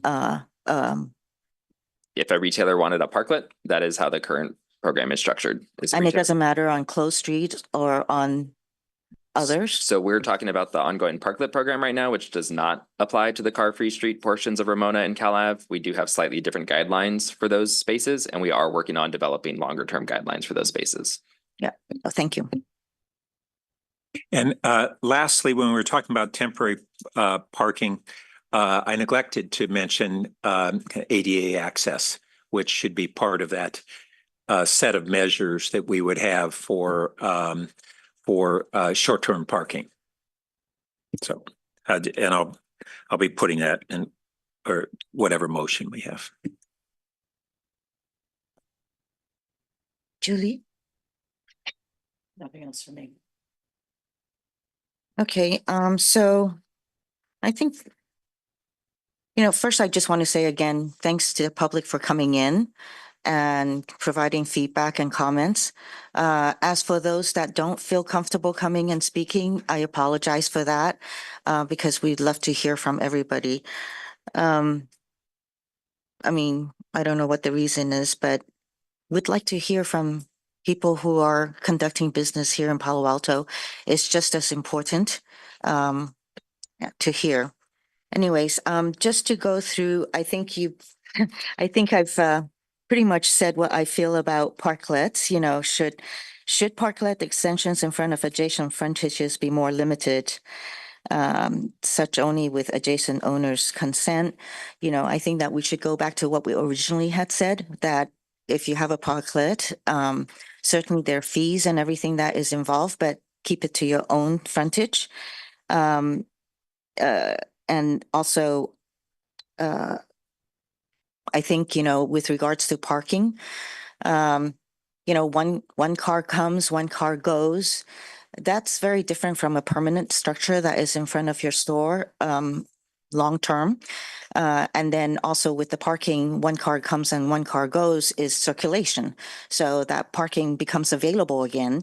But, you know, again, I just kind of think that, you know, that is circulation. I think that also developing the history walks, it has to be more than just leading people on a tour. I think that in the future, working with the art department and also working with merchants here in Palo Alto and the History Museum, that maybe there should be funding for statues and for plaques and so forth. Also, what a member of the public said about, you know, when a potential tenant comes in and wants to lease a space, there needs to be somebody who knows who they can go to and get the right information. So whether that's on the website or, but actually a person is preferable. So I think that still needs to be worked on. You know, for a lot of the double parking, ride shares, loading and unloading and so forth, I think there needs to be enforcement and also penalties for the double parking. I really feel that also, you know, public safety, while it's really great here in Palo Alto, there needs to be visibility. So, you know, if there's an opportunity for police to be walking in uniform along university and some of the core areas, that would be that is visibility and opportunity to also enforce our traffic laws.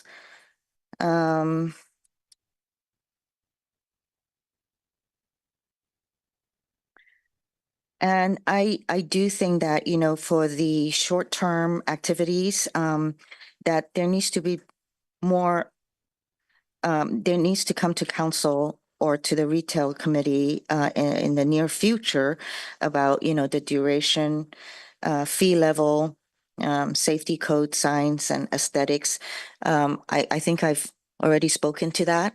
It needs to kind of develop a little bit longer than the 45 days. Also, I think there's an interest in pets and animals and so forth, right? And I know at Stanford Mall, there was a permit that was submitted, and I think that we need to have better definition in terms of what is an animal shelter and what is a pet shop where they can adopt and sell pets, even though there are pets that are spending overnight. And if it's a Stanford Mall policy not to have that, then that's a Stanford Mall policy, right? But what are the opportunities here in downtown or Cal Ave or even Midtown, right? So that's the other thing. Also, I want to make sure that as you're moving forward with all the uses on University here in downtown core, as well as Cal Ave and Midtown, that there is a balance in terms of what kind of uses are there. We don't want a whole bunch of nail salons, you know, on the main street. We don't want too many gyms, you know, if that's the only thing that becomes a little bit too much of one thing. You know, I agree with vitality breeds success, and success from there breeds more success. However, if it's only on one use, mostly restaurants, then there isn't really a balance because it's the restaurants that are vital and successful at that point. And it limits merchants, professional services, retail. So it has to be a balance. And I don't know if I answered all your questions that you asked for, or maybe I even added more, but yeah, it's valuable to hear from everyone, including my colleagues, their thoughts. So again, I really wish best of luck and really that it is successful, because this is our economics center and we get revenues, and we, in a way, while we need to know what other cities are doing for best practices as well as what is successful in their cities, Palo Alto also needs to be unique. We need to have a unique character in order to draw people. If this is supposed to be a destination area, then there needs to be some uniqueness, and it needs to come from all of you and what you bring back. I know in San Francisco, they have a Business Now group that always meets, and they talk about, retail trends downtown, how to revitalize it. There's a lot of interesting, mostly commercial real estate, but very interesting topics from different brokers, from different merchants, commercial companies. So that's another opportunity to find out a lot. But anyways, is there any other comments? Well, we have staff recommendations on 3 areas. One that we haven't, and I'm conscious of the time, but we haven't talked much about the cleaning services and the costs associated with them.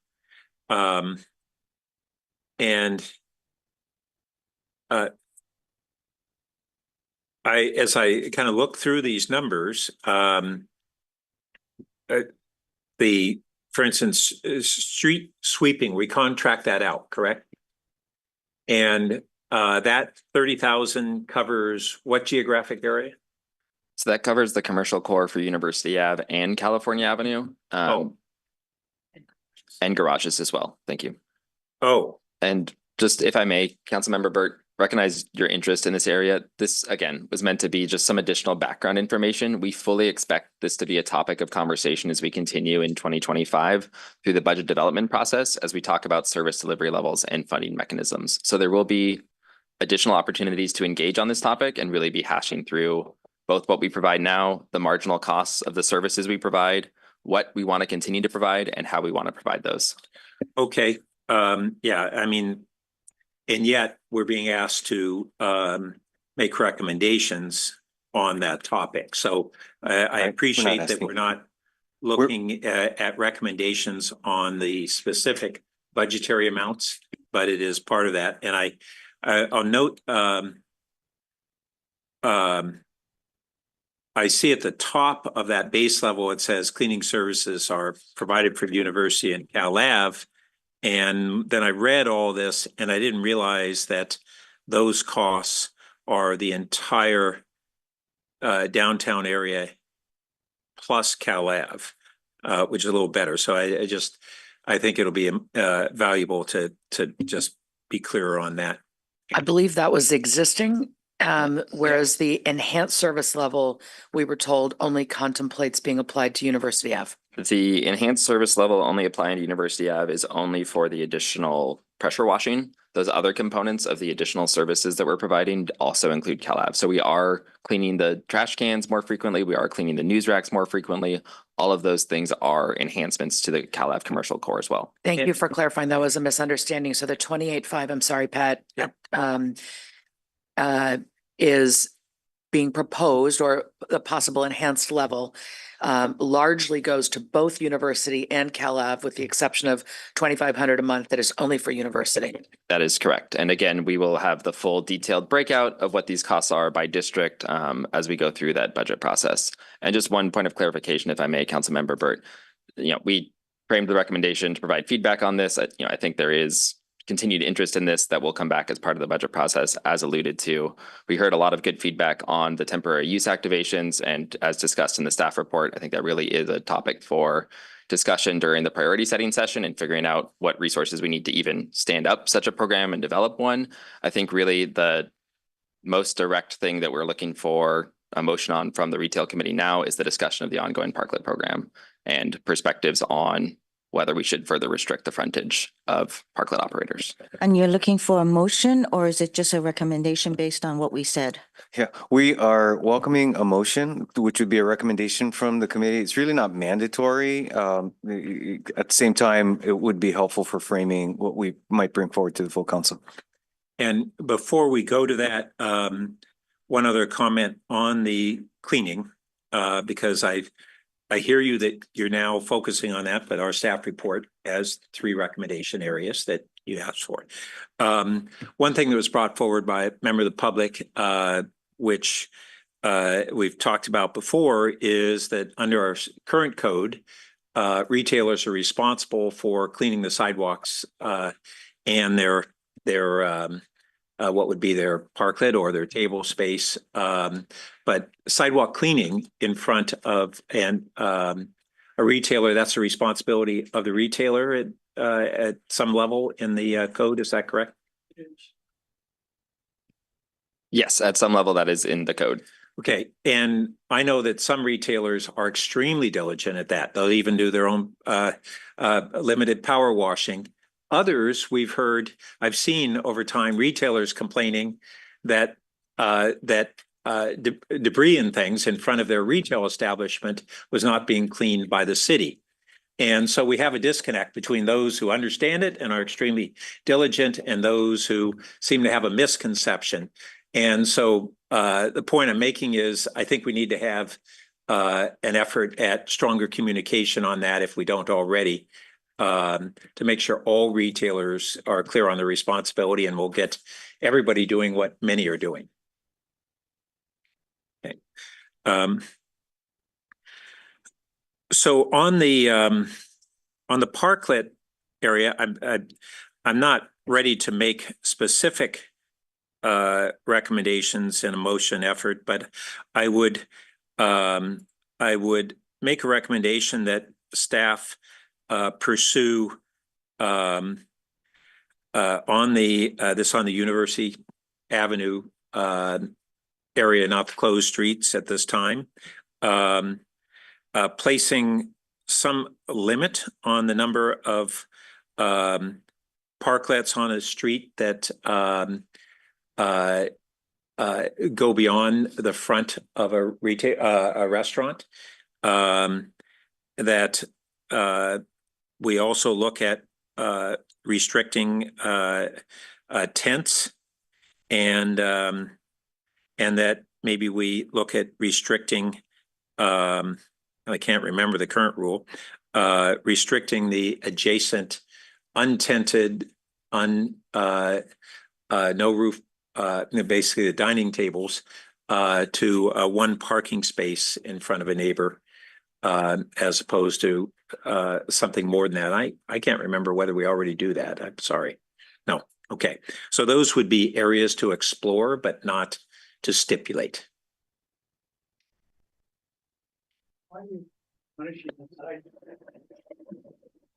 I think I'd like to see if I can put together a motion. I actually was going to include each of these 3 prongs in my motion, so I just want to give it a try and see what happens with my colleagues. I'd like to move that we recommend that council revise the fiscal year 25 budget to enhance the cleanliness efforts in both downtowns as described in the staff report. Second part of the motion is to recommend that council revise the parklet policy to state that extension in front of adjacent frontages may only occur with adjacent owners' consent, noting this is not talking about the car-free streets, but the other areas. And third, direct staff to develop a revision to the TUP rules designed to incentivize short-term activation, including looking at fees, duration, code compliance, signs, aesthetics, as well as a plan for who will be the point of contact for business operators and brokers seeking to fill such vacant storefronts.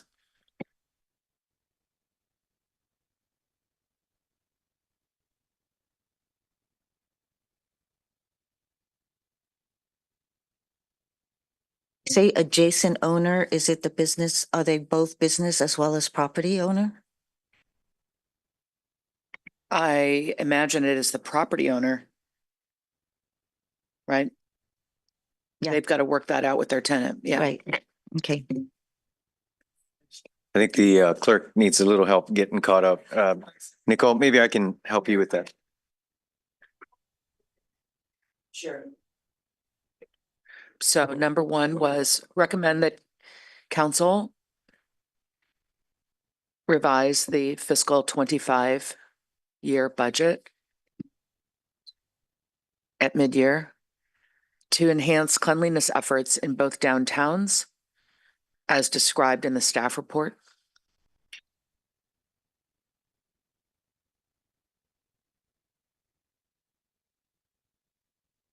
Then on two, You mean that to be restricted to university, or would it be open side streets in the commercial core? He's responding to number two. I think the clerk actually added that. I don't think that was part of the original motion, what's in parentheses. all I wanted to exclude from this is car-free streets, because I know we're not talking about car-free streets right now. So to my mind, that's any street, side streets, any streets with cars in the commercial. Why not include the side streets? You know, or items that are common to all the streets. The side streets. So, The closed streets, include the closed streets, because whatever happens in the road, they're tied to the closed street as well. Thank you. Let's continue. Okay, so let's see, right? And number three was Number three is the pop-up pilot concept. So I recommend that we direct staff to develop a revision to the temporary use permit rules designed to incentivize short-term activation, taking into account fees, duration, code compliance, signs, aesthetics,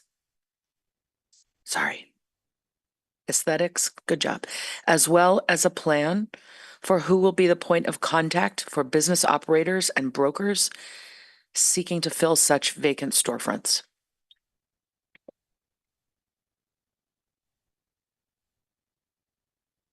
For business operators and. could you And repeat that last part? brokers seeking to fill such vacant storefronts.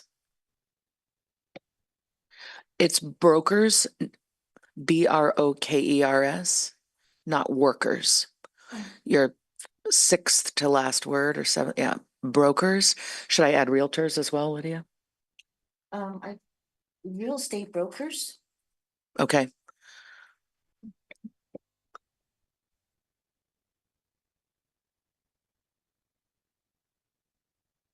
Yeah, I think that does it. Certainly open to amendments to clean this up.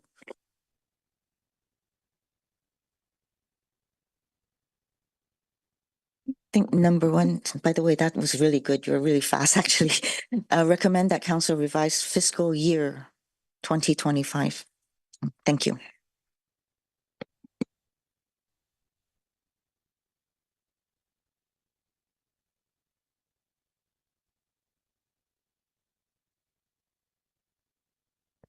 and just for the sake of clarity, on number two, where we say recommend that council revise the ongoing parklet policy, this is just my trying to interpret it, revise the ongoing parklet policies that parklets may only extend beyond the frontage with adjacent owners' consent. That's really the spirit of what I think we were talking about. That's what I had initially said. I'm sorry I didn't catch that, and thank you. Extension in front of adjacent frontages may only occur with adjacent owner's consent. If you could just say that one more time for Nicole, I think she'll be able to. Extension in front of, I think, or into, is into better? Okay. Into, you're good. Adjacent frontages may only occur with adjacent owners' consent. And we had clarified that you meant with adjacent property owners' consent. So if property could receive the word Correct. owners there, I think we'll capture everything. Thank you, Nicole, for tracking through all this. And this was right? The ongoing parklet policy? Okay. Correct.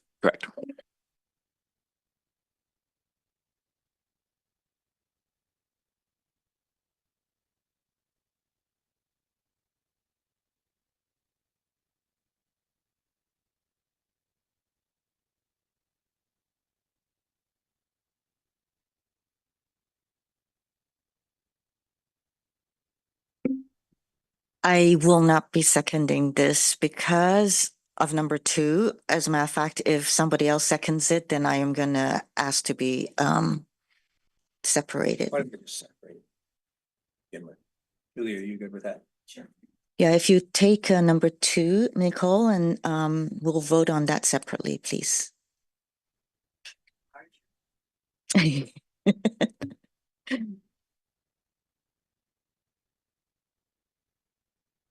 Can you speak to why you're not supporting number 2?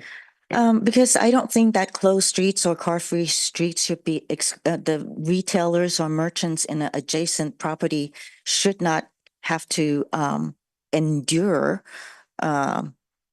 another merchant, restaurateur, or anybody. That's not on our agenda today, one way or the other. This motion doesn't. This is about parklets. Well, But no, it doesn't include nor exclude the today, the topic. We're just clarifying that we're only addressing the open streets today as part of the agenda. well, it's added into your motion, so I will not be supporting that. Well, I think that what's happening here is you're feeling that number 2 doesn't go far enough because you want it to include car-free. There may be votes on the committee that feel this goes too far, doesn't want to have this at all. I don't know. But Pat is absolutely right that with this concept today we're discussing was never meant to talk about the car-free streets. So I put that in the motion simply to clarify for anyone reading this who wasn't at this meeting, that doesn't know the context that we were talking about. Let me ask staff this. Does the fact that we're calling it the ongoing parklet program mean it is not including the car-free streets? Does that Correct. take care of it? That is correct. Okay, because- then I'm happy to omit that bit at the end of what was recommendation 2 that mentions car-free streets. It does not need to be mentioned at all in the motion. Nicole, may I see it again without the, Yes. But are the car-free streets not part of the ongoing parklet program? They are not. Okay.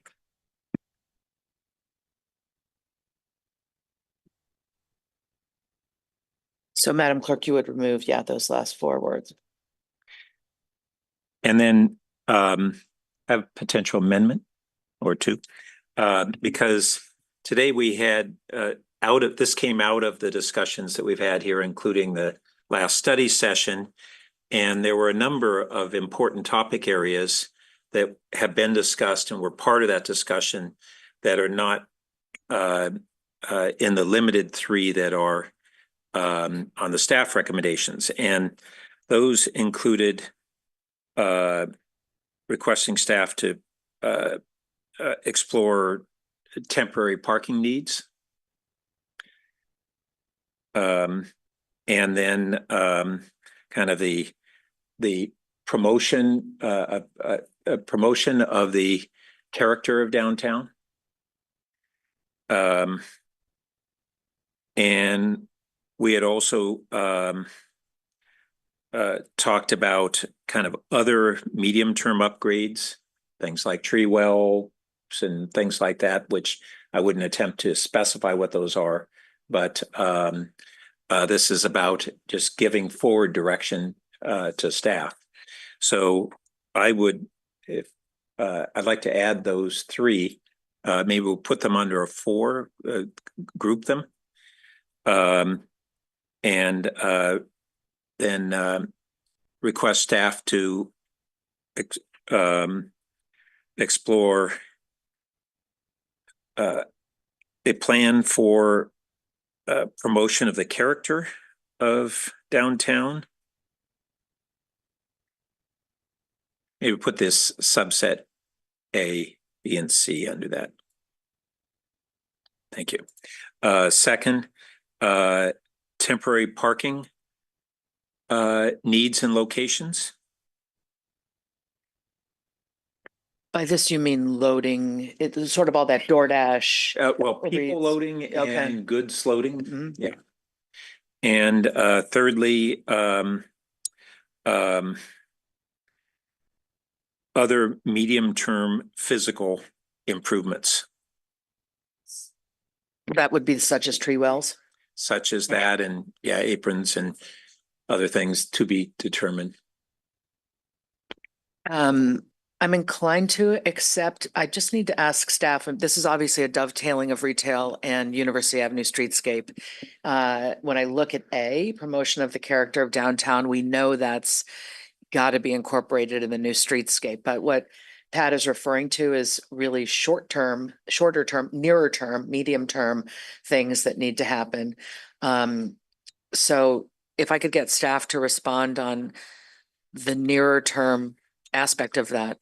Yes, I think what we're gonna need to do, assuming the motion proceeds as is currently taking its course, would be to take this back and look at the resources required, what's already ongoing work, what might be additional work, and there may be components of this that would come back as part of your priority setting at the first of the year. Yeah, and I put it more mildly of requesting staff to explore a plan as opposed to stipulating it. Okay, I'll accept that amendment. And there was one other question on the cleaning. As Faith Bell mentioned, there are alley issues. And do we want to request that staff pursue needs on streets, sidewalks, and alleys, or I don't know, some way that we make sure that that element is included in what we're looking at? We hear you loud and clear on that. I don't think that needs to be incorporated into the motion. Thank you. You accept that? Yes. Oh, okay, great. Do you want to speak to it? So seconded by Councilmember Burt. Thank you. Did you, right? Okay. Well, you can't amend it, not second. Oh, no, you can't. Yeah, you can. Oh, yeah, somebody seconds and then it's open to amendments from anybody. Yes. And seconded it yet. Okay. Yeah. So you Okay. added that. Anyway, okay. Do you want to speak to it? Would you? No, I think this represents what will be a next step of progress and attempting to strike appropriate balances. So I'm willing to support it. So for the most part, it's fine. I think we discussed a lot. I'm going to say again that, whether you encroach into somebody's space, it's another point, whether it's closed street or not a closed street, car free or not car free. It still impedes the use of the other merchant. So, but hopefully we can hear about car free streets soon and what the not we, but whoever is here will have the opportunity to speak to car free streets, and it really shouldn't be separated. Anyways, Nicole, will you take the vote, please? Chair Koo, Yes. Councilmember Burt. Yes. Councilmember Lithcott Hames. Yes. Motion carries. So I just wanted to thank the committee for their work this year. I think it's been an important mechanism for us to have a forum for engagement with our private sector stakeholders as we go forward. And we will continue these discussions as we discuss council priorities for 2025 and what those objectives and additional work plans look like. Also, please bring back CalAV study session as soon as possible, and include Midtown sometime down the line. Thank you. And if I can ask that clarification on next step. So when we talk about CalAV, and I brought this up at the council meeting, is that what would come back to this committee, which presumably this committee won't meet again until late February at the earliest, versus what might come to the council for action? We actually, looking at timing, we'll certainly follow the council leads as you get organized after first of the year, but we may be queued up to be able to bring it to the full council, because I know the entire council's interested in Cal Ave, either late January or 1st of February. Thank you.